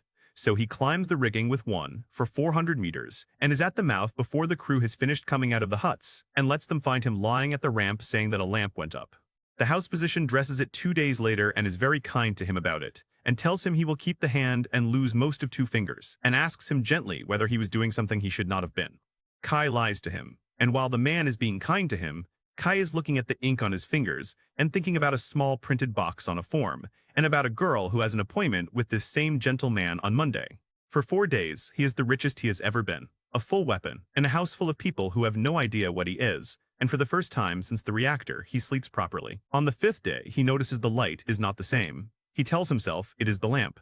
On the 7th day, he stops telling himself that and starts measuring it against a chalk mark on the wall. 1/10 a day, every day. It is not being used, and it is not leaking out of a crack. It simply will not stay in there, and nothing he does to the thing changes it by an hour. On the 11th day, it is gray again. Kai sits in a cellar with a dead weapon in one hand and 2 fingers he will never close, and understands that he spent his own body for nothing because he was frightened and could not wait. 200 meters above the neon, in a pale stone building older than the corporate skyline around it, a woman who used to work for OmniCorp is on the 4th month of a job nobody asked her to do. They kept Vance because competent people are cheap to keep. They gave her a new badge with a new mark on it and a smaller office and told her to carry on, and nobody ever explained what carrying on meant. So she has carried on with the only thing she has ever cared about, which is the sentence she wrote in a private file 7 months ago and has not been able to put down since. A boy, 16 or so, hood up, thin, pale eyes, knew exactly which 29 dates to ask for, which means somebody was feeding him documents, which means he has a source in the gray trade. She took that reasoning to a director of the vein in the spring, in writing, in 9 pages, and he read the first one and told her that OmniCorp fell because OmniCorp was badly run. It is the 2nd time in a year that she has been right in writing and ignored by a man with a better letter on his card than hers, and she has begun to keep a private count of it. She goes down into the sprawl herself, in her own hours, with no escort, because an escort makes people careful and she has never once needed one to frighten anybody. She has worked through 11 fences in 4 months. The 12th is an old man under a blue tarpaulin whose shop burned down last year in an electrical fault that she personally arranged and has not thought about since. Jin knows her the second she stops walking. He does not get up. He asks whether she wants tea, and he asks it exactly the way he would ask anybody, and it is the best piece of work he has ever done. She asks him about a boy. He says the district is full of boys. She describes the boy. He says that is also most of them and offers her the only clean cup. He lies to her for 11 minutes. He is very good. He is calm. He is helpful. He gives her 2 names of people who have already left the city, and his hands do not shake once. Vance knows he is lying by the 4th minute. She lets him finish all 11, because a man who is lying carefully tells you the shape of the thing he is protecting. Then she stands up and thanks him and leaves and does not burn anything down. She has no use for offense. Burning this one last year got her a description and cost her the only line she had into the trade. Jin sits under his tarpaulin for a long time after she is out of sight, and then he pours the tea away, because his hand has started shaking now and he does not want to see it. Back in her office, she does the thing she is actually good at, which is not chasing people. It is reading a great deal of paper until a shape falls out of it. The registry gave her a gift 11 weeks ago, and nobody at the vein has noticed. For the first time in the history of this city, every person in the lower districts is written down, indexed, and searchable in an afternoon. She is not looking for a name because she does not have one. She is looking for the wrong shape, a thing that a household does that households do not do. House staff hiring rolls, cross-checked against the registry cards, 41,000 entries. It takes her 9 days and she finds 400 anomalies, which is 400 too many to be useful. One of them is an unlicensed assay boy, F rank, lineage unrecorded, hired 11 weeks ago by a house that has paid a licensed assayer every year for 200 years. It is interesting. It is not enough. Houses cut costs every year and the Cereval accounts are a public embarrassment, and she marks it and moves on to the next 399. What narrows it is not detective work. It is a routine quarterly interview with a district steward in a clean white hall about drainage. Bly is pleased to see her. Bly is pleased to see everybody. He talks for 20 minutes about the clinic and the water and how well the ward presentation went in the spring. And then, because he is proud of it, he tells her about the only person in that district in 6 months who asked him a question about his actual work. A quiet young man asked how many children the district had given the houses. Vance's pen does not stop moving. She asks what he looked like, in the tone of somebody making conversation, and Bly says he could not really say because the boy looked like everybody else down there. Then he remembers one thing, because he is a man who prides himself on remembering things about people. Thin, 16 or so, and very pale eyes, he says. Unusual eyes for down there. That night, Vance takes 400 anomalies and asks one question of all of them, which is whether any of them came out of that steward's district. There are 9. 8 of them are kitchen staff and stable hands with families and years of service. The 9th is an unlicensed assay boy with pale eyes who has been inside a great house for 11 weeks. 6 days before a girl's appointment, Kai sits in a cellar and counts what he has, and the list is shorter than it was in the spring. A dead weapon, 2 fingers that will not close, 9 sheets of shorthand nobody in this city can read, and a reason to be on the proving course in 5 weeks, which does nothing at all for a Monday. There is one lever in this house that can stop a physician's pen, and it is not a document, and it is not a threat. It is a person, and Kai has spent his whole life learning not to depend on those. Because a person can be frightened. A person can be bought. A person can be transferred to a distant regional office and never heard from again. He has one entry in his life on that subject, and he thinks about it every day. He does not have to arrange the meeting. On the fourth night, coming out of the archive at 1 in the morning with a lamp in his good hand, he walks straight into the air of the house.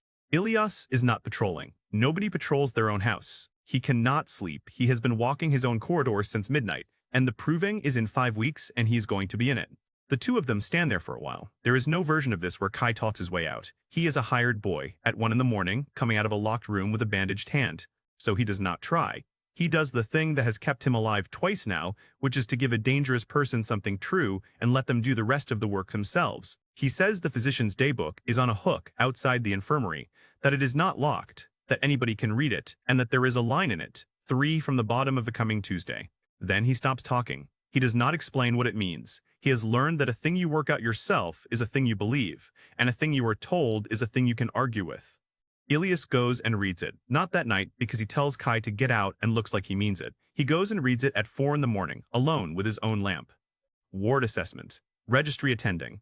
A name he has been beaten by, in front of his own mother, 9 days before the entry was written. He finds Kai the next morning in the courtyard, and he is not frightened and he is not thoughtful. He is furious, and the fury is pointed entirely at the wrong person, which is exactly what Kai expected. He says it is an assessment. He says wards are assessed. He says the boy has been in this house 11 weeks and has decided he understands 200 years of it. And Kai says one sentence, quietly, and it is the only sentence he has prepared. He asks Ilias to tell him what happened to the last ward who beat him. The courtyard is very quiet for a while. Ilias was 11. He remembers a boy with a shaved head who could shear a block in half and who taught him to skim stones and who got ill and went home. Kai tells him where that boy is now. He tells him what time he started sweeping. He tells him about a step in a market and a light that came up under a palm for a quarter of a second, 7 years after 2 technicians were very kind to him. And then Kai says the part he has been holding, and he says it as gently as he knows how, which is not very gently at all. They are not protecting the house from her, he says. They are protecting you. That is what a second test is. Every time you are not enough, somebody else is taken apart to hide it, and you have never had to know. Ilias hits him, not with the gift, with a fist, badly, the way somebody hits who has never actually had to. Kai lets it happen and does not get up quickly. I did not ask for that, Ilias says, and his voice comes apart in the middle of it. I never asked anybody for that. Kai says he knows. That is why he told him. A person who never asked is the only kind of person there is any point telling. He does not ask Ilias to do anything. That is deliberate, and it is the hardest part of the whole conversation. He has learned what happens when he hands a frightened person a job. A woman on Kettle Row agreed to help him and lasted 4 minutes and vanished into a regional office, and he has carried that for a year, and he is not going to do it to a second person to save a third. So he walks away and leaves a 16-year-old standing alone in a courtyard, holding a thing he cannot put down again, and there is a word for doing that to somebody, and Kai knows the word perfectly well. For 4 days, nothing happens. Kai grades stone. He waits to be arrested. He works out 3 ways off the estate and rehearses all of them, and none of them get a girl out with him. And on the 5th day, the understeward mentions, while complaining about the schedule, that Tuesday's ward assessment has been put back until after the proving, at the heir's own request, and that nobody can think why. The proving ground is a bowl of gray stone terraces built around a caged rift mouth on the northern edge of the city, and it has stood there for 46 years, and for 7 months of every year it is empty. 2 months before, it fills with about 900 people, and not one of them is a fighter. Riggers, carpenters, lampmen, cable crews, cooks for the cable crews. Every house sends its share of the labor, and Saraval sends 11 men, a cart, and 1 assay boy with a bandaged hand, and nobody at the gate asks him a single question. The course itself is under the arena floor. It is a real rift, and it is nothing like a rift, and it takes Kai 3 days to work out how both of those can be true at once. 900 meters of it, running down and W-ing back, cut into stages. Every stage has a lamp bank, a marker, and a hazard, and every hazard is placed by hand 6 weeks in advance. The heirs run it one at a time, against the clock, in front of the city. 9 great houses. 41 lesser ones. Every one of them puts a child of theirs into that hole, and every one of them is watching the others. And Kai's job, for 6 weeks, is to put his hand on every meter of rock in it, and say whether it will hold, which means he's the only person alive who will see the whole thing from end to end before it opens. On the 5th day, he stops working for about a minute in the middle of stage 4, because he has just understood what he is standing in. Stage 4 is a shear gallery, a ceiling of stacked slabs, cut so that they come down under their own weight when the run begins, and a runner has 20 seconds to get through underneath. There is exactly one gift in this city that makes a falling slab hold where it is. It is run in one family for 200 years, and it is on a green and silver banner over the eastern gate of this arena. Stage 6 is a heat gate. Stage 7 is a water gallery that fills to the chest in 90 seconds. Stage 9 is 400 kilos of iron on a bad hinge that has to be held open by somebody. 9 stages. 9 great houses. 9 signature gifts. Once you see it, you cannot unsee it, and Kai spends a whole afternoon locking the course again just to be sure he is not inventing it. And it is not a secret. He asks the course master about it directly, in the plainest words he has, and the man is delighted because it is his life's work and nobody ever asks. Of course it is built to them, he says. What would be the point otherwise? The proving shows the city what the houses are for. You do not put a great house in a hole in hope. He says the word present about 8 times in 20 minutes. They are not cheating. In his head, and in the head of every man on this course, they are staging a demonstration, and a demonstration is supposed to be arranged. Then Kai starts looking at the other half of the work, which is the half nobody describes, because it is not building anything. It is the removing. There are galleries in this rift that are not on the plan. 6 of them, sealed off with brick and render, some of them decades ago, in a rock face that has been used for 46 years.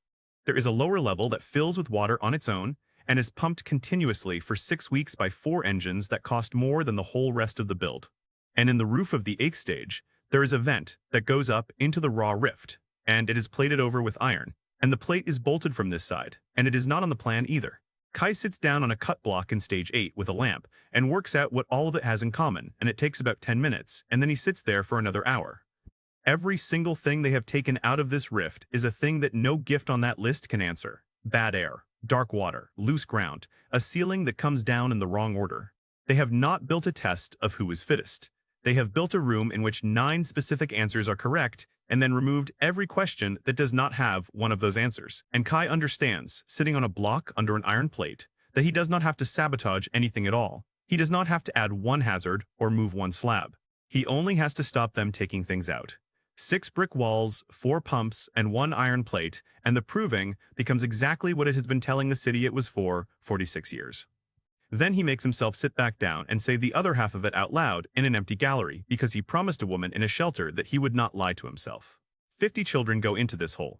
They are the best trained people of their generation, and every one of them has been raised to believe the room is on their side, and he is proposing to take that away without telling them. Some of them will be hurt. Somebody may not come out. He sits with that for a long time in a lamplit gallery 900 meters under a city, and then he gets up and goes back to work, and that is the decision. The course crew get 1 rest day in 6 weeks. Kai spent his going down into the Sprawl for the first time since the spring, and he is not ready for what it looks like. There is a second clinic. There is a school in the old pump house with 40 children in it, and a woman being paid to stand in front of them. The lower rows have water that arrives in a pipe. Kai walks 4 streets of it with his hood up and his bandaged hand in his pocket, and every single thing he passes is an argument against him. Jin has aged. That is the first thing. He has aged about 4 years in 5 months, and he does not stand up when Kai comes to the stall. He tells him about the woman in the charcoal suit. He tells him that she sat on that crate for 11 minutes and drank his tea, and that he lied to her successfully, and that he has not slept properly since. She is not looking for offense, boy, Jin says. She sat there and let me lie to her because she wanted to know what shape I was lying around. She will have the shape by now. Mara is in the shelter with a ledger, doing what she has done every evening for 19 years, and when he comes in, she looks up and does not smile, and he knows before he has taken his hood down. He tells her all of it. The house, the wards, the second tests, the sweeper, the ledger, the course, the plan. It takes 40 minutes, and she does not interrupt him once. Then he tells her what he needs, and what he needs is a man from her district in the front terrace of the proving arena, in front of 9 great houses, on the night. Because the ledger is paper, and paper can be called a forgery in 9 days by somebody with a good suit. Toller is not paper. Toller is a man who was corrected, and whose hands still work, and who does not know it. Mara says no. She says it once, quietly, without any heat in it at all, and then she waits, because she has been in enough rooms to know that the next thing he says is the thing she needs to hear.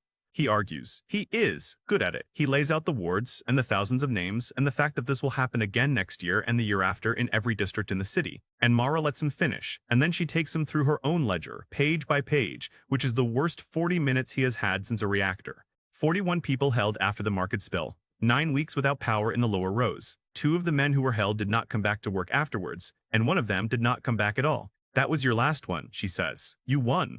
I have read what it cost in my own handwriting every month since. Now tell me what this district gets out of the next one. And Kai cannot answer it, because the honest answer is nothing. The vein has been better to this district in 6 months than anybody has in 50 years, and what he is planning will take that away from them. He says the true thing instead. He says that the lights are real, and that they are being paid for by children who get taken apart quietly, and that he does not know how to leave that alone. I know, she says. That is the first thing you have said tonight that I agree with. And then she says the sentence he will still be hearing in a year. You have never once asked me what I want.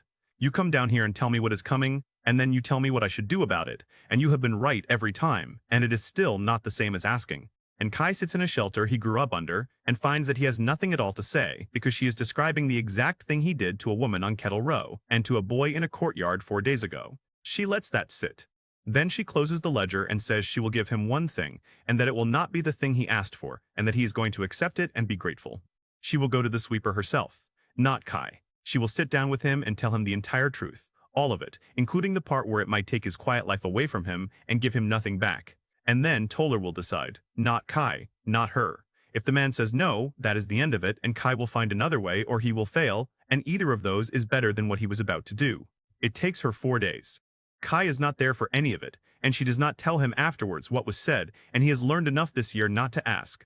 What she tells him is one sentence. The man wants to know whether it is true that his hand still works. Nothing else. Not the houses, not the ledger, not the girl. Whether his hand still works. Kai says that it does. Mara says that she told him a boy said so, and that Toller laughed, and then went quiet for about a minute, and then asked what time he would need to be there. 7 years he has believed he was corrected. 4 days to decide to find out. Kai stands in a market at 5 in the morning and understands that he was never the bravest person in the story. He gives himself one rule and writes it on the inside of his forearm in charcoal, and it is the only rule that matters. Nothing he does may look like a person did it. Because a broken wall is an investigation, and an investigation is 900 workers questioned, and 11 of those workers came here on a Ceraville cart with a boy who has been in that house for 4 months. An old rift behaving like an old rift is not an investigation.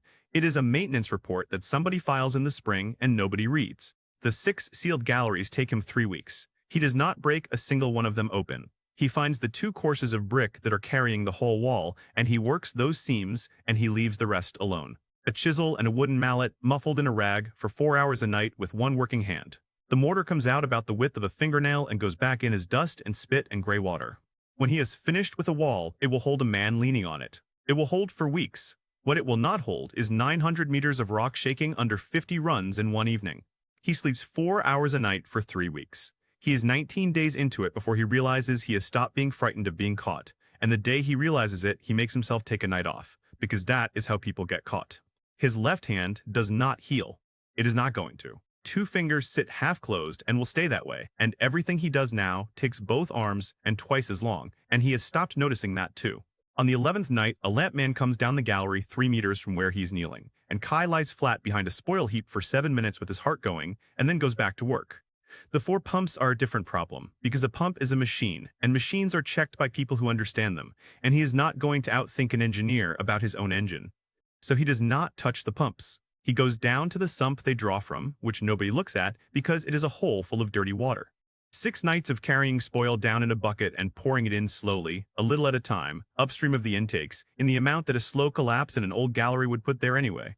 The grills will not clog tonight.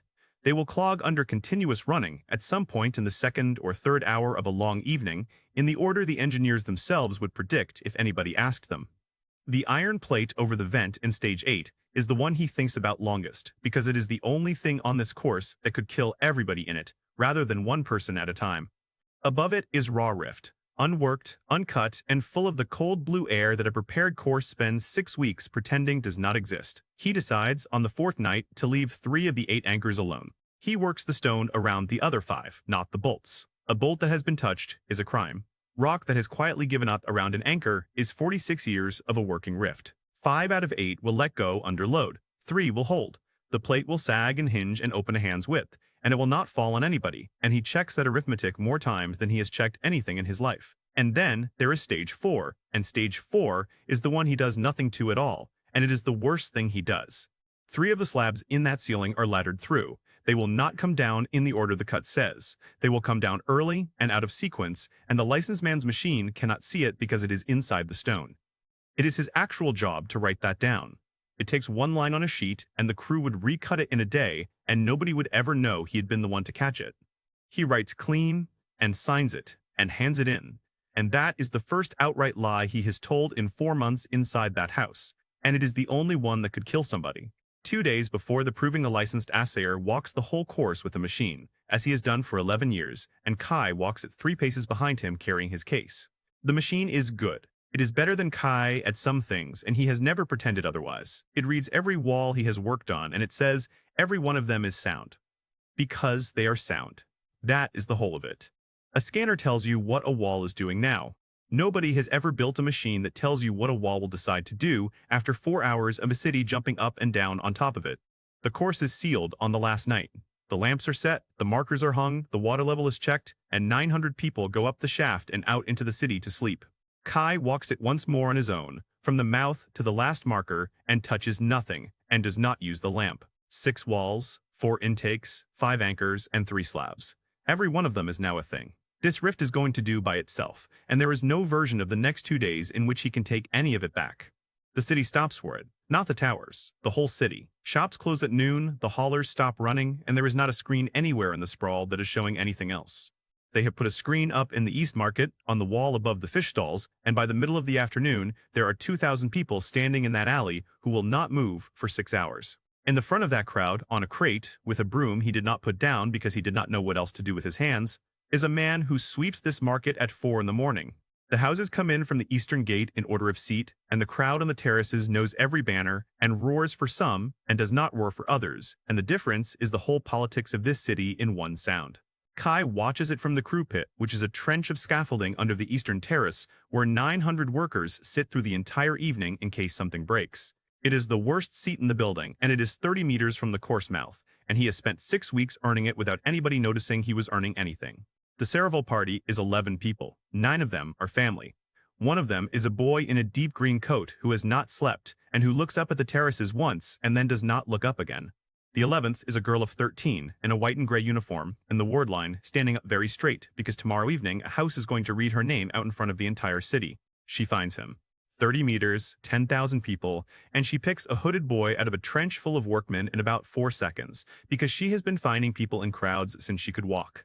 She does not wave. She has learned that much in here. She looks at him for a long moment, and then she looks front again, and Kai sits in a trench with his ruined hand in his lap and thinks about what is under her feet. Marrow come in last, because they always come in last, and the sound the terraces make is not the sound they made for anybody else. It is not cheering. It is closer to relief. Rook Marrow walks out onto that floor, and 10,000 people who have never met him decide that everything is going to be all right, and Kai watches it happen and understands the vein completely for the second time. He is 30 meters away. Kai has not seen him since the summer, and the light under that man's skin is not a web anymore. It has run together. In the spring, it was a window with a fire behind it. Now it is a lamp with the glass gone.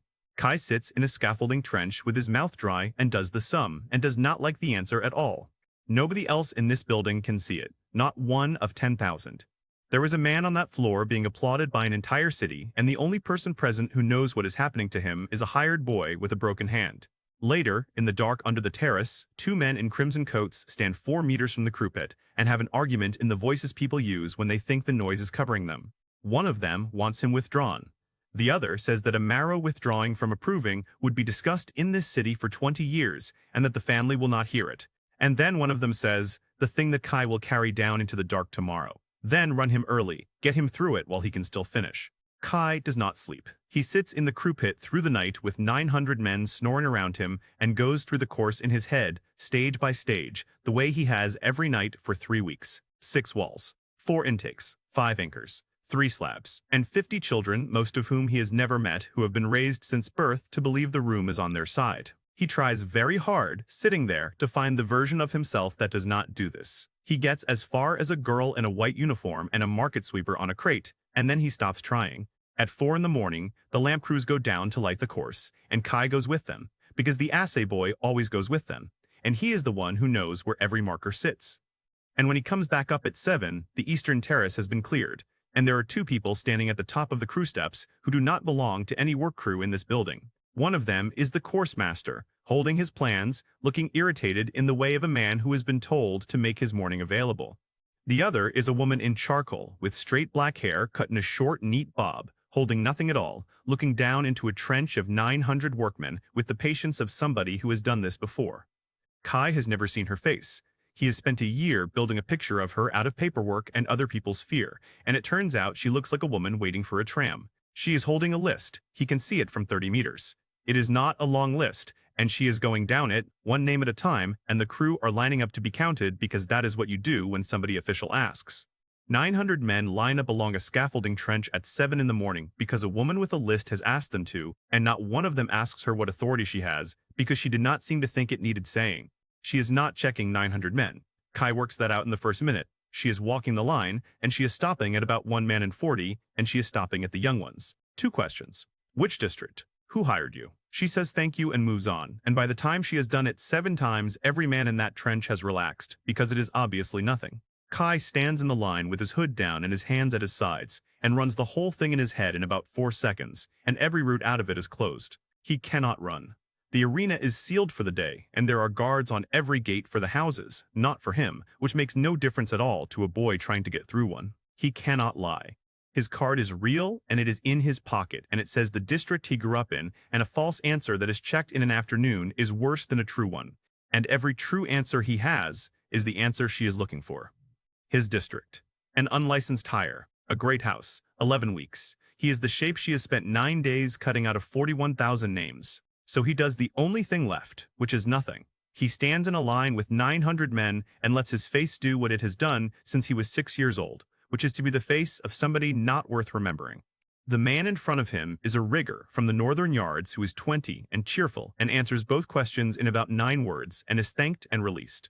And then she is standing in front of Kai, and she is a head shorter than he expected, and she smells faintly of clean paper, and she looks up at him with an expression of complete and total disinterest.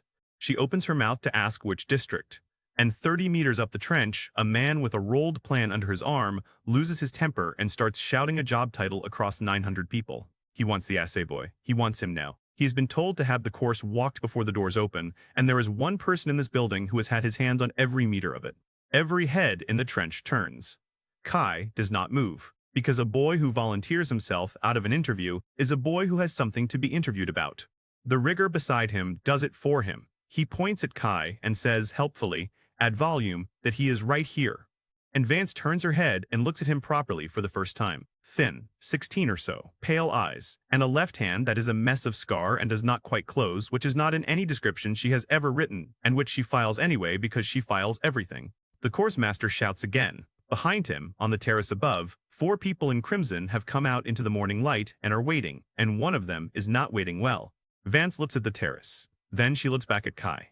And Kai watches a very clever woman do arithmetic that he can follow line by line because it is the same arithmetic he does 40 times a day. She has a shape and not a case. She has a hiring record and a district and a steward's memory of pale eyes, and she has taken exactly that quality of material to a director of the vein once already this year and been told to stop wasting the company's time.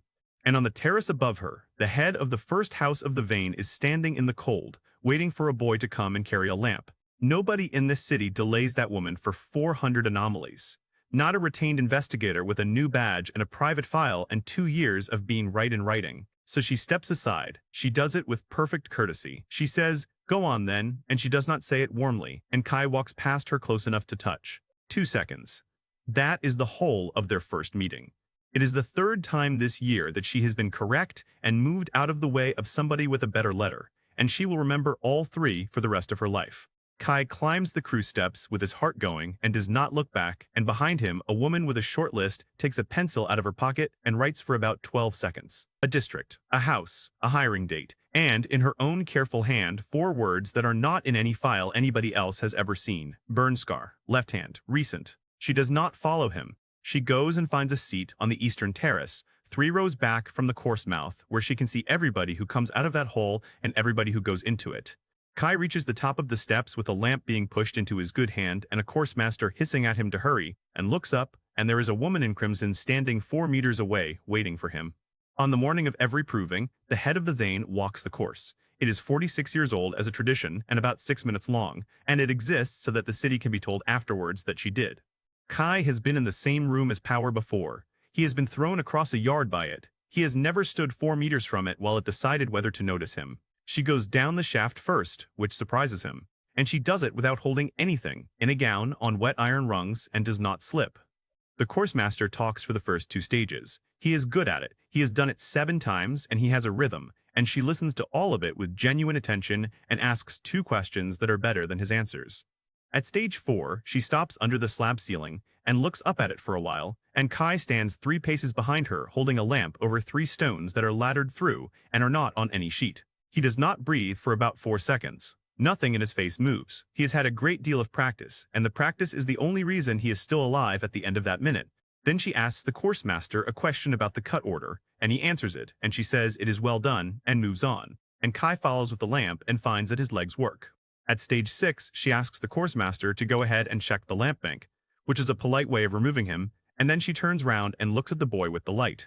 She asks him what happened to his hand. He says a lamp went up. She says that is a lie, and asks again, pleasantly, in the tone of somebody who is not going to ask a 3rd time. So he tells her most of the truth, because most of the truth is the safest thing in the world. He says he was down a rift face at night where he should not have been, and a lance bloomed, and he was stupid. She looks at the hand for a moment and says that it is a good scar, and that he will be able to make a living off the story, and Kai laughs before he can stop himself, and she seems pleased about that. Then she asks him what he is, and he says the word he has said his whole life. F rank. And nothing at all happens to her face, and that is somehow worse than if something had. She asks what his gift does, and he tells her the truth, which is the version the whole world already believes. He sees where stone will crack. She says, like the machine, and he says yes, like the machine, and she nods. And then, because she has 6 minutes and no audience, and this is apparently what she does with those, she tells him why the world is the way it is, and she is not cruel about it at all. She says the ether was not a gift. It was a disaster. It rewrote everything it touched, and most of what it rewrote came out wrong, and the things it made are still in the ground under this arena. Chance gave us the twisted, she says. It gave us 50 years of children who burn out at 19 and villages that are holes in the ground. Chance is not our friend. Chance is what we have spent 200 years working against. And a line, she says, is the only thing anybody has ever built that produces the same answer twice. Not a better answer, the same one. Reliably, generation after generation. Kai says, carefully, that people say the houses believe their blood is pure, and she laughs, properly, in a way that echoes off 900 meters of stone. Only the small houses believe that, she says. Blood is not a jar. It is a river. We take from everywhere. We always have, and we say so in writing. What we sell is not purity. What we sell is that we can be relied upon. And Kai, who has read a ward ledger by moonlight and knows every word of that is true, asks the one question he came 4 months for, and he makes it sound like nothing at all. He asks whether a grade can be wrong, whether the machine ever gets one back to front, and a person spends their life being the wrong letter. She says yes, of course, several thousand times, and that they keep a record of every single one, and that keeping it is the most important administrative act the vein performs. Because if you do not know your own error rate, she says, you are not measuring anything. You are guessing and calling it a measurement, and one day somebody will find out. Kai stands in a stage of a rigged course holding a lamp and understands that she is not lying to him. She has never lied about any of it. Every piece of the machine is written down and defended in daylight. The lie is not in the ledger. The lie is one word. They call a correction a measurement, and everybody down the whole length of it believes that word, including her, and that is why it has stood for 50 years. At the last stage, she takes the lamp out of his hand and passes it to an attendant, and thanks him by no name at all, and tells him he has good eyes for stone, and that it is a shame there is a machine that does it. 4 minutes she looked at him. She got every single thing right, and she was not careless, and she was not stupid, and she walked away up that shaft, having correctly identified the most dangerous person in the building as a boy with a small useful eye for rock. The doors open at noon, and 11,000 people come into a stone bowl to watch 50 children go down a hole one at a time, and the city has been doing this for 46 years and has never once thought it strange. The order is fixed, and everybody knows it. The smallest houses run first, in the afternoon, while the terraces are still filling. The 9 great houses run in the evening. Marrow runs last. There are cameras on the course. 9 of them, 1 for each stage, and the pictures go up onto screens the size of houses and into every market and bar and tenement window in this city. Kai watches the first run from the crew pit on a cracked screen bolted to a scaffolding pole, standing among 900 men who are mostly interested in whether their own rigging holds. The first 3 runners go through clean. Stages 1, 2, and 3 are exactly what they were 6 weeks ago, because he did not touch them, and watching them work is the strangest relief he has ever felt. The terraces are enjoying themselves. Somewhere above him, 11,000 people are eating and shouting and putting money on children, and Kai stands in a trench and counts down to stage 4. The fourth runner is 15 years old and belongs to a house with 1 seat and a hall with a leaking roof, and his family are 8 rows up on the western terrace, all of them standing. He goes into the sheer gallery at a sprint, and the props release on the count, and the ceiling begins to come down behind him exactly as it has come down for 46 years, and then 3 of them come down in front of him instead, out of order, at once. The screen goes to dust and then to nothing. 11,000 people make a sound. Kai has heard once before, in a market, on the night a transport came apart. The crew pit empties in 9 seconds. This is the thing 900 men are actually here for, and they are extremely good at it, and every one of them is moving before the horn finishes. Kai goes down with them, because the assay boy always goes down with them, and because his job in a collapse is to stand in the dust and say whether the rest of the ceiling is coming too. Stage 4 is a wall of broken stone and gray air. The boy is under the 3rd slab from the left, pinned across the hips, and he is alive, and everybody can hear that he is alive. He is 15. His gift is heat, and he is terrified, and it is coming off him in waves he is not choosing, and the crew cannot get within 2 meters of him because the air itself is burning. The crew lead calls for the lance. Kai puts his hand on the slab above the boy and reads it and tells him, flatly, that the lance will bloom and that everybody in this gallery will die. The crew lead does not argue. He has worked 11 of these. He sends for the jacks instead, which are 40 minutes away up a shaft, and everybody in that gallery knows the boy does not have 40 minutes. And Kai looks at a boy he has never met, pouring energy into the air out of pure fear, at arm's length, in a gallery where nobody can get near him. 7 weeks ago, he burned his own hand off a wall for 1 charge, and lost it to the air in 11 days.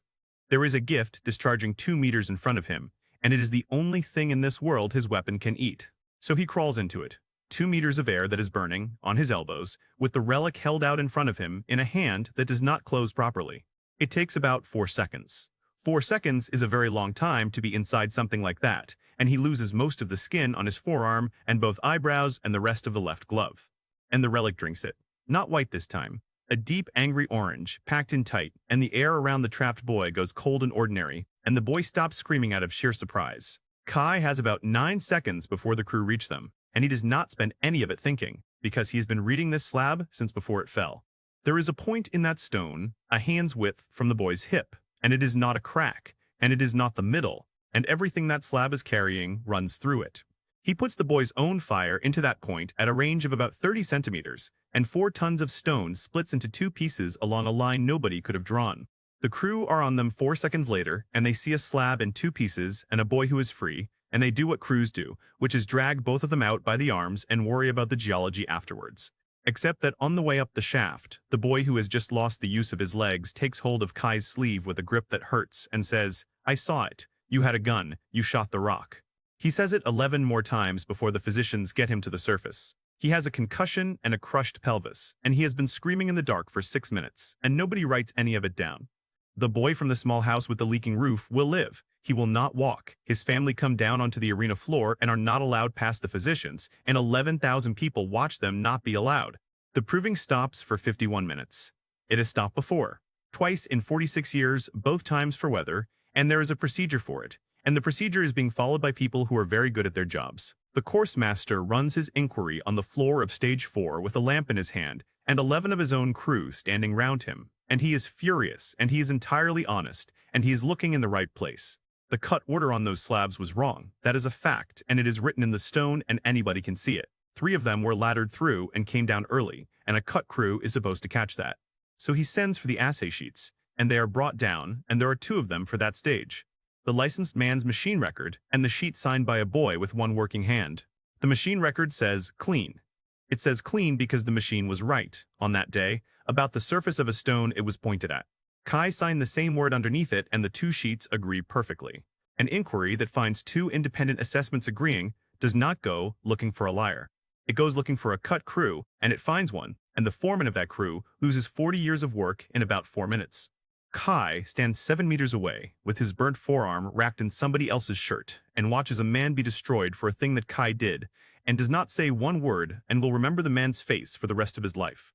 The decision to continue is made on the eastern terrace by 9 people, and it takes about 6 minutes, and Kai is close enough to the rail to hear most of it because nobody has ever cared who is standing near a rail. 2 of them want it stopped. Corvane listens to both of them properly and then says the sentence that decides the evening, and she is not being reckless when she says it. If we stop it, we have told this city that the ground beat us. Every one of you will spend 10 years explaining that. It is a rift. Rifts fall. We continue, and we recheck every stage, and we do it in front of them. And then she does the intelligent thing, which is the thing Kai has been afraid of since the spring. She orders every remaining stage swept again, by the machine, in front of the cameras. They sweep 6 walls he spent 3 weeks on, and every one of them reads sound, because every one of them is sound, and will be sound right up until the moment 900 meters of rock has had 4 hours of a city jumping on it. The proving restarts at 3:30. Kai stands in the crew pit with his arm wrapped and watches 4 more runs go through clean and begins to hope, in a small ugly way, that he has done enough and nothing more will happen. Then a girl from a great house goes into stage 7, which is the water gallery, and the water gallery has been quietly filling for 4 hours faster than 4 clogged pumps can empty it. She is 16, and her gift moves stone, and the stage is designed for exactly that, and it is designed for water at chest height, and it is at her chin before she is a third of the way in. There is a rope crew at the far end, because there is always a rope crew at the far end, and they have her out in 90 seconds, and she comes up onto the arena floor gray and coughing and alive. And that is the second one. 2 in one afternoon, in a proving that has had 4 incidents in 46 years, and the terraces have gone from a crowd into something with an opinion. Kai watches from the trench and sees the thing he's been building toward for 4 months, and it does not look like anger. It looks like arithmetic. The lesser houses are talking to each other, not shouting. Talking, in the aisles between banners that have not spoken in a generation, in the specific quiet way of people who are all doing the same sum at the same time. Because if the ground can beat a great house, then the ground was never the point. And if the ground was never the point, then the last 46 years were not a measurement. They were a show, and every family in this bowl bought a certificate off the back of it. And then, at 5:10, the last of the small houses sends in a boy of 17 with 1 seat, a hall with a leaking roof, and a gift that does nothing at all to stone, water, heat, or iron. He goes through the flooded gallery on his back, breathing in a pocket of air along the ceiling that nobody designed and nobody removed, because nobody thought a runner would need it. He gets through stage 8 by walking it, slowly, instead of running it, because he watched 2 people fail today and worked out that the room had changed, and that speed was now the thing that would kill him. He finishes with the second best time of the day and comes up out of that hole filthy and grinning, and 11,000 people do not know what noise to make, because nothing in their entire lives has prepared them for it. On the eastern terrace, 9 people have stopped watching the boy and started watching the aisles. Corvane looks at her own city for about 30 seconds, and then she gives an order that changes the running order for the first time in 46 years. Bring Marrow forward, now, tonight, before the mood sets, and let this city remember what it is actually here to look at. And down in the staging tent, 2 physicians in crimson coats stop arguing and go very quiet. The change in the running order goes up on the board at 6, and the sound the terraces make wipes out everything that has happened all afternoon in about 9 seconds. 2,000 people in a market alley under a screen do the same thing. Somewhere in the front of them, a man with a broom finds that he is standing on a crate shouting with everybody else and is embarrassed about it and keeps shouting. Rook Marrow comes out of the staging tent and the entire building forgets that 2 children were carried out of that hole today. That is what he is for. That is what he has always been for. Kai is 30 meters away in a trench with a burnt arm, and he can see through the man's shirt in a way nobody else in this city can, and what he sees has changed again since this morning. It is not a lamp with the glass gone anymore. It is a fire in a room with the door shut, and Kai has spent his whole life looking at things that are about to fail, and he has never once been this certain. And here is the part he will take apart every night for a year afterwards. For about 40 seconds, he considers stopping it. He is a hired boy with a burnt arm in a trench full of workmen. If he climbs out onto that floor shouting that the greatest man of his generation is dying, he gets 9 seconds and a set of hands on him. And 2 physicians and a family have known for a year and put him in anyway. There is nobody in that building he could tell who is not already deciding it, and one of them is the woman who walked her own course with him this morning. So he sits back down on a scaffolding plank and lets it happen, and he is honest with himself about why, which does not help at all. He needs this. Everything he has done for 4 months needs this to be seen. The horn goes at 12 minutes past 6, and Rook Marrow does the first 3 stages of that course in 7 seconds, and 11,000 people are still drawing breath when he comes out of the third. There is nothing to argue with. Kai stands in a trench watching a screen and finds that some part of him is cheering, and he does not stop it because it is the most beautiful thing he has ever seen a person do. Stage 4 is broken slabs and rubble now, and they have not cleared it, and he goes over it without slowing, on the tops of stones that are not stable, choosing 11 of them in the time it takes anybody else to choose one. He crosses the flooded gallery in 9 seconds by not swimming it. He runs the wall, 2 steps, 3, 4, along stone that is underwater at the bottom and dry at the top and out the far end. On the eastern terrace, a woman in crimson is not smiling and is not celebrating. She is watching a clock, and her hand is closed on the rail, and Kai sees it from 30 meters and understands that she knows exactly as much as he does. At 79 seconds, the light under his skin goes up. Kai has seen it happen once before in a courtyard at 80, and it went up and did not come back down, and there was a physician and a step and a small glass vial. There is no step in Stage 8. Stage 8 is a long, low gallery under an iron plate that has been bolted over a vent into a raw rift since before Kai was born, on 8 anchors, 5 of which have quietly given up. The whole building has been shaking for 6 hours. He comes through that gallery at a speed no camera on this course can follow, and the ground takes it, and the ceiling does not. It does not fall. 3 anchors hold, exactly as a boy with a chisel worked out on the 4th night, and the plate sags open a hand's width along its whole length, and what comes down through that gap is not rock. It is the air of a raw rift, cold, heavy, thick with the stuff that made this world what it is, and it pours down into a sealed gallery the way water pours into a boat.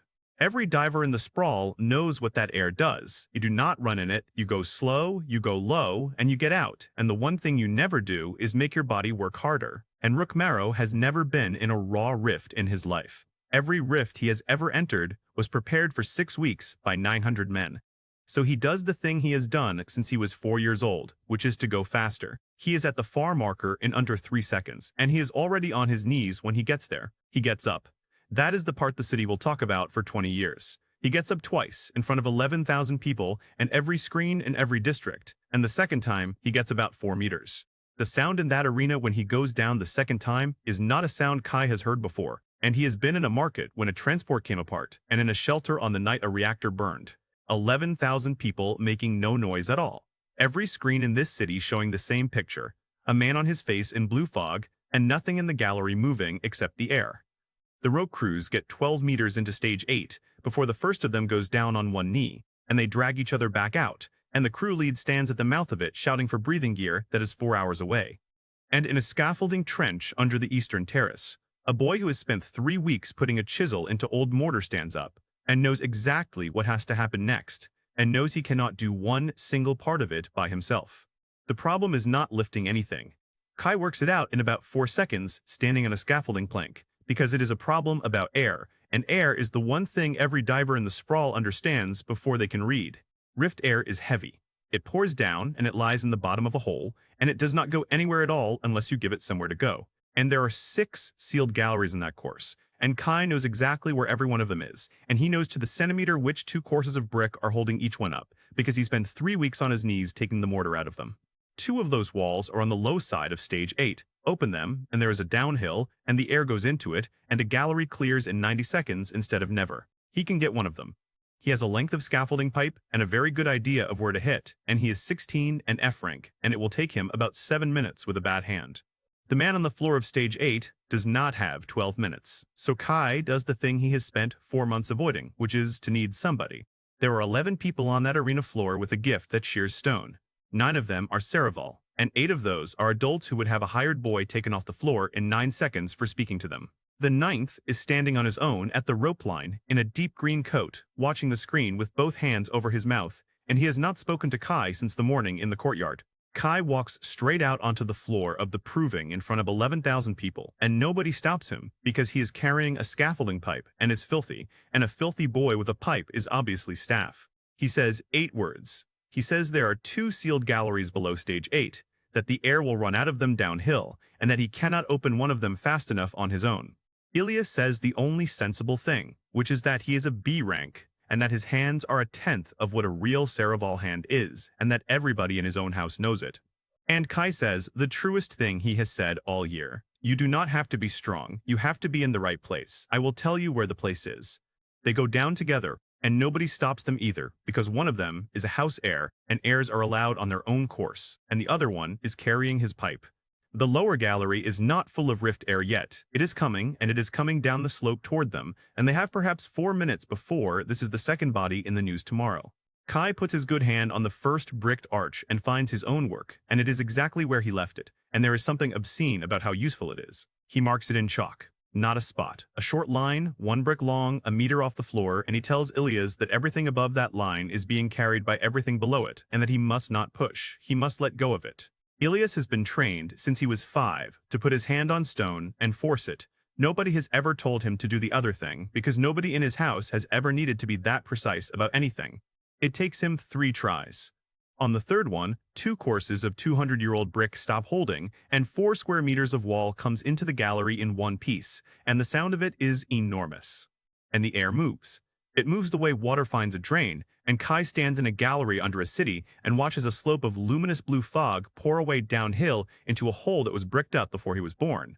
The second wall Kai takes himself, with the pipe, in about 4 minutes, because it is his own work and he knows exactly which brick, and because his hand does not have to be strong to be right.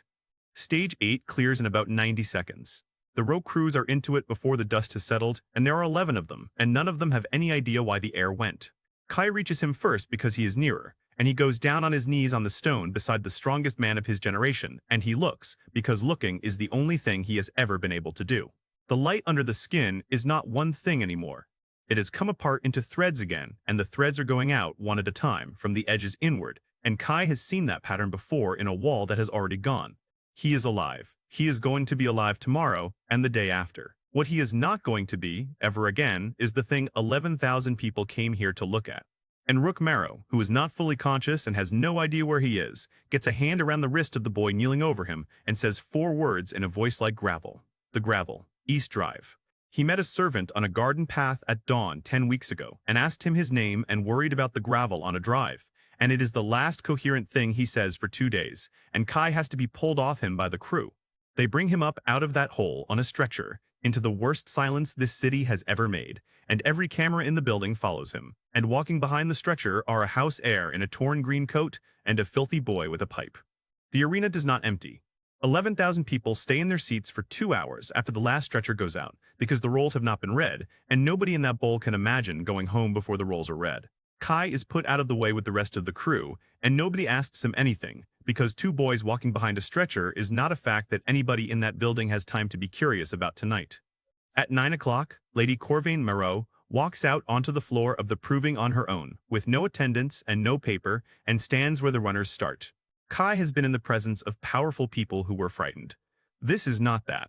She is not going to hide from 11,000 people who have just watched her son fall down twice. She says that a rift is a rift, that it took 2 children today and nearly took a third, and that she will not stand there and pretend the ground was ever tame. She says the names of the 2 children, both of them in full with their houses, and she gets them right without looking at anything, and 11,000 people notice. And then she does the thing that nearly saves the whole evening. She says that blood was never a promise that you would not fall. It is a promise that your family will be standing there when you do. In a market alley, 2,000 people are watching her on a wall, and about half of them are nodding, and Kai will hear about that afterwards, and it will teach him more than anything else that happened today. She is winning it. 4 months of work, 6 walls, 4 intakes, 5 anchors, a boy who will not walk again, and a man who will never run again, and she is winning it back with about 90 seconds of plain speaking. Then a man stands up 7 rows into the western terrace. He is the head of a house with 1 seat and a hall with a leaking roof, and his son is in a physician's tent with a crushed pelvis, and he is not shouting. He asks one question. He asks how long the family has known that Rook was burning out. And Kai, sitting on a scaffolding board 30 meters away, watches a woman who could have said anything at all decide, in about 2 seconds, not to lie about it. She says a year. She says it clearly so that the back terraces can hear it. And then she says that he asked to run, and that she let him, and that she would make the same decision again. It is the bravest thing Kai sees anybody do all year, and it destroys her, and she does not appear to understand that until she is about 4 words past it. Because if the first house of the vein knew for a year and ran him anyway, then tonight was not a test of anything. It was a performance, and everybody in that bowl has just been told so by the woman who staged it. And the 41 small houses in that building do not care about the performance. They care about the piece of paper the performance sells, because it is the only thing any of them owns. A woman 2 banners along asks the second question of the night, and it is the question Kai has been trying to get somebody to ask since the spring, and it takes her about 12 seconds to arrive at it on her own. If a great house can decide what tonight means, she asks, then who decides what a grading means? And how would any of us know if they had? And Lady Corvane Marrow, who has never in her life been ashamed of one single thing the Vane does, answers her honestly, with pride, in the same voice she used in a gallery this morning with a boy holding her lamp. She says that the registry keeps a record of every grading it has ever revised. Everyone, for 50 years, in ink, checked twice. She says that no institution that hides its errors can be trusted with anybody's children.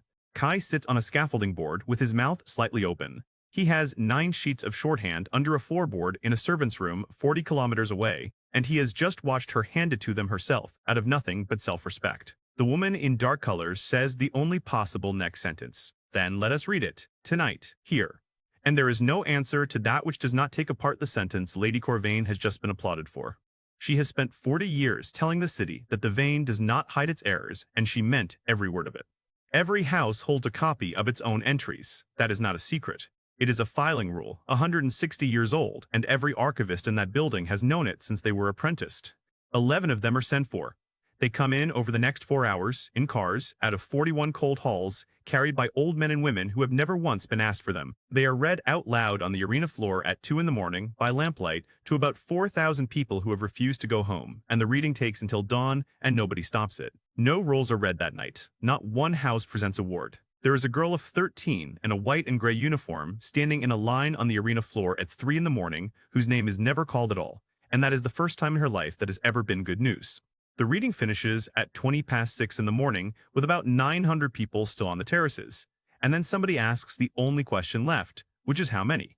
It takes 4 clerks 2 days to add it up, and the number that comes out is 9,411 in 50 years in this city alone. The Vane does not fall. Kai wants that understood. Later, when people tell the story badly, nobody storms anything. There is no burning tower. What happens is far worse and far slower. It splinters. 41 small houses look at 9 great ones and ask which of them signed which correction, and the great houses look at each other and discover that they have all been doing it for 50 years and none of them can prove they did less of it. 3 of the 9 break with Marrow in the first week. 2 of them do it loudly, on the grounds of honor. The third does it quietly, on the grounds that Marrow can no longer protect anybody. The registry suspends grading on the 11th day. Not out of shame, because no certificate it issues is worth anything until somebody decides what a certificate is, and there is nobody left with the standing to decide. And that is the part that 11,000 people in an arena did not think about at 2 in the morning, because they were angry, and being angry is not the same as knowing what a thing is load-bearing for. Marriages stop. Loans stop, because a loan against a lineage is a loan against a letter. Seats are contested. 900 separate disputes open in a month in a city that settles disputes with lawyers who are paid out of registry fees. And down at the bottom of all of it, in a district that has never been consulted about anything in its entire history, the lights go out on a Tuesday. Not as a punishment. Nobody in a tower decides to punish the Sprawl.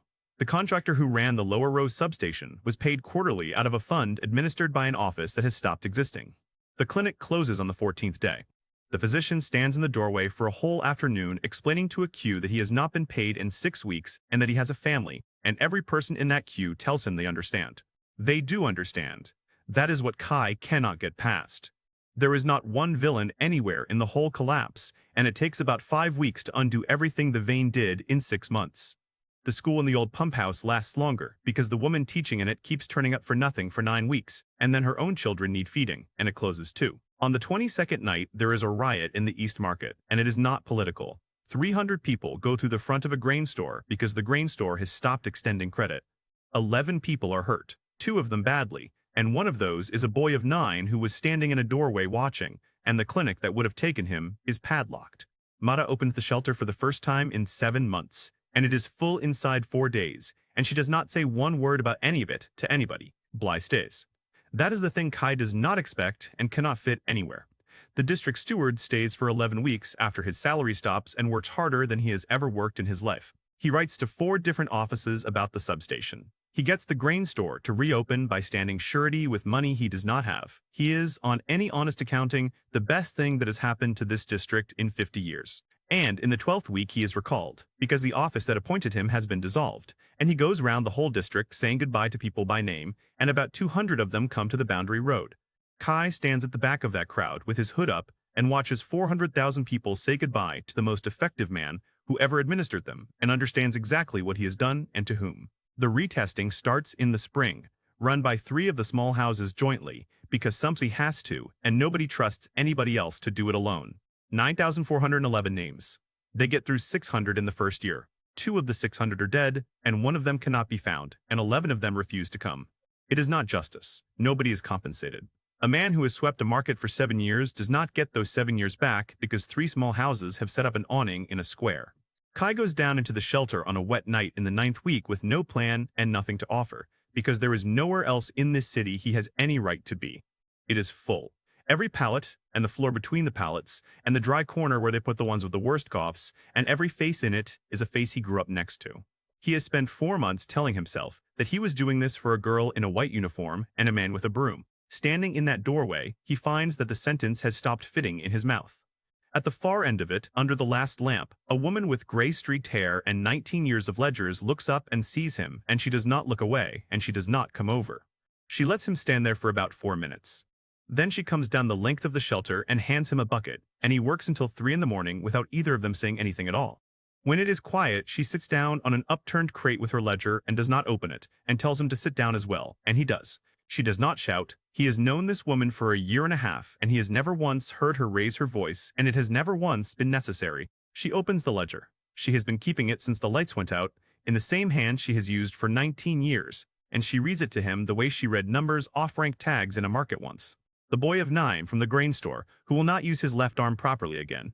2 of the old people from the lower rows in the first cold week without power. A woman on the 4th landing whose medicine stopped coming. 14 names. She reads all of them, and then she reads the next column, which is the one she's been keeping for 19 years, and which is the number of people this district loses in an ordinary bad winter anyway. I am not going to tell you those 14 are yours, she says. That is not honest either. Winters kill people here, but you do not get to stand in my shelter and pretend you were not in the room. Kai says he was in the room. He does not explain, and he does not soften it. It is the only useful thing he has said since the arena. And then she says the thing he has come down here for, without knowing that he came down here for it. You are very good at breaking things, she says. You are the best I have ever seen. In 18 months, you have taken down a company and a registry, and neither of them saw you coming. And you have never once built one. Not a shelter, not a school, not a list of who lives where. You have never had to keep anything alive through a February, and it shows in everything you do. He starts to say that breaking them was necessary. She lets him get 4 words into it and then asks him what he thinks was on the other side of the door he kicked in and whether he ever went and looked.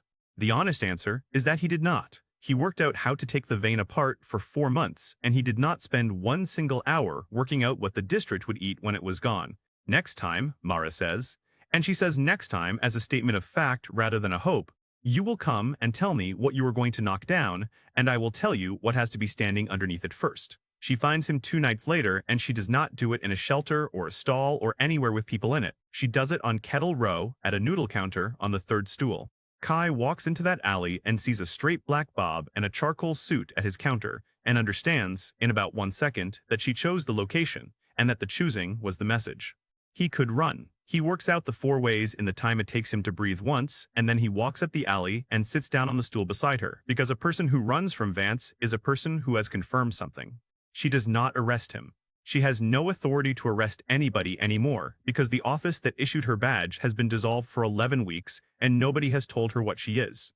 What she does is take him through it, all of it, out loud, in order, while their food goes cold. The transport axle, the clerk, the reactor, the hiring roll, the burn on his hand, the 2 boys walking behind a stretcher. She is wrong about 2 things and right about everything else. And the 2 things she is wrong about are the 2 things that would have saved him if she had guessed at them. Then she asks him one question, and it is not who are you working for, and it is not what did you do to that course. She asks him why he did not let Rook die. Because that is the piece that does not fit, and she has been turning it over for 11 weeks. A dead champion is a martyr and a closed door. A living one who cannot stand up is a question the houses have to answer for 20 years. And Kai tells her the truth, which is that he thought all of that, and that he thought it fast and clearly, and that it is not why he went down the shaft. He went down because a man he had every reason to hate stopped on a garden path at dawn and asked a servant his name, and nobody in that house had done that in 6 weeks. Vance thinks about that for a while. Then she pays for both bowls, which he has not touched, and stands up and puts the badge in her coat pocket. She tells him that she has his name, his district, his card number, and his face, and that she has written none of it down anywhere anybody else can reach, and that this is not a kindness. I have been right in writing 3 times this year, and moved out of the way 3 times, she says. I am finished with that, so I am going to keep you instead. One day, I will want something, and you are going to be extremely glad you owe me. The power comes back to the lower rows in the second week of spring, 11 weeks after it went, run by a contractor paid out of a fund that 3 small houses set up because none of them could think of a reason not to. The clinic reopens on 3 days a week instead of 7. The school does not reopen at all that year. Kai counts both of those every time he walks past them, which is every day, on purpose. House Saraval survives. Smaller, poorer, and with a ward book that has been read out loud in public, which is not the same thing as being forgiven. Every ward contract in the city is void. That is what the small houses insisted on in the end, and they insisted on it for their own reasons, and it does not matter because the effect is the same. 14 children in that wing were told in one morning that they could go home. 9 of them went. Kai walks up that hill in the spring expecting to carry a girl's bag down it and does not get to. She is staying. She has thought about it for 9 days, and she has a list of conditions written out in her own handwriting, and she has already made the house agree to 6 of them. Her own name back on the roll. A wage rather than an allowance. Her mother in a district with a physician in it. 2 days a month at home, and a written term with an end on it. Kai asks her whether she is sure, and Nell says, without any heat at all, that a person who was rescued does not get to be asked, and that she would quite like to be the one deciding this time. Then she asks about his hand, and he tells her, and she is furious with him for about 4 minutes, which is the closest thing to being forgiven that he gets all year. Ilias is in the courtyard on the way out, doing the thing he has always done at an hour when nobody is watching, and this time he does not look round to see whether anybody is. He is the one who took the ward book to the small houses. His own family have not spoken to him properly since, and 2 of his cousins have moved out of the estate, and he is 16, and it has cost him everything he was raised for. They say about 7 words to each other. Kai says the thing that is true, which is that he used him. Ilias says that he knows, and that he would like to be asked next time rather than used, and that there had better be a next time. The retesting station in the East Market has an awning, 2 clerks, a scarred stone panel, and a queue that goes round the corner every day and has done since the spring. The man who sweeps this market at 4 in the morning has walked past that queue for 9 weeks without joining it, and everybody on the row has stopped mentioning it because they can see what it costs him to walk past. 7 years is a long time to have made peace with something. Kai understands better than anybody why a man might not want it broken open again by 2 clerks under an awning. So nobody asks him, not Mara, who could, not Kai, who has learned. And on a Tuesday in the 4th week of spring, he finishes his round at 5:30 in the morning in an empty market on his own. And he puts his broom down and kneels and puts his hand flat on a worn stone step at the edge of the row with nobody in the world watching him. The step goes through in one crack from corner to corner, and the sound of it brings 4 people out of their beds, and a man of 23 sits down in the middle of a wet alley and cries for about a quarter of an hour. Kai goes to the shelter that evening and does not tell Mara anything at all. He asks her a question instead, which is a new thing for him, and he is bad at it. He asks what has to be standing before anything else comes down. And Mara puts her pen down and looks at him for a long moment and then gets a second crate and pulls it up to the table. They are there until 4 in the morning. It is not a plan for taking anything apart. It is a list of what 400,000 people need in a bad February, and it is the first honest work Kai has done in his life. The name has got out of the sprawl. That happens in the spring and nobody can say exactly how. In the upper districts, it is a joke, and then it is a rumor, and then it is a thing people say quietly when a house falls over. A cipher is a thing that looks like meaningless nonsense until somebody knows how to read it. 2 syndicates have now been taken apart by 1, and there are people in towers this spring who have stopped finding the name funny. And in the last week of spring, a parcel comes down to the stall from an old man who has been turned out of an archive after 53 years, addressed to the only person who ever asked him a question about his work. Inside it, there is a single page, copied out by hand in a careful old script, of 1 line from a gray volume, with a short note underneath saying that the boy seemed interested in this sort of thing. Kai's name, his district, his grade, instrument anomaly, referred. And because Ferre is a precise man and precision was all he had, the old man has copied out the referral column as well, which Kai never found. It is not a house. It is not a syndicate. It is an office code that does not appear in the city register at all, and it appears against all 9 referrals in 50 years, and against his own name twice. Once when he was 12, and once 11 days after a reactor burned,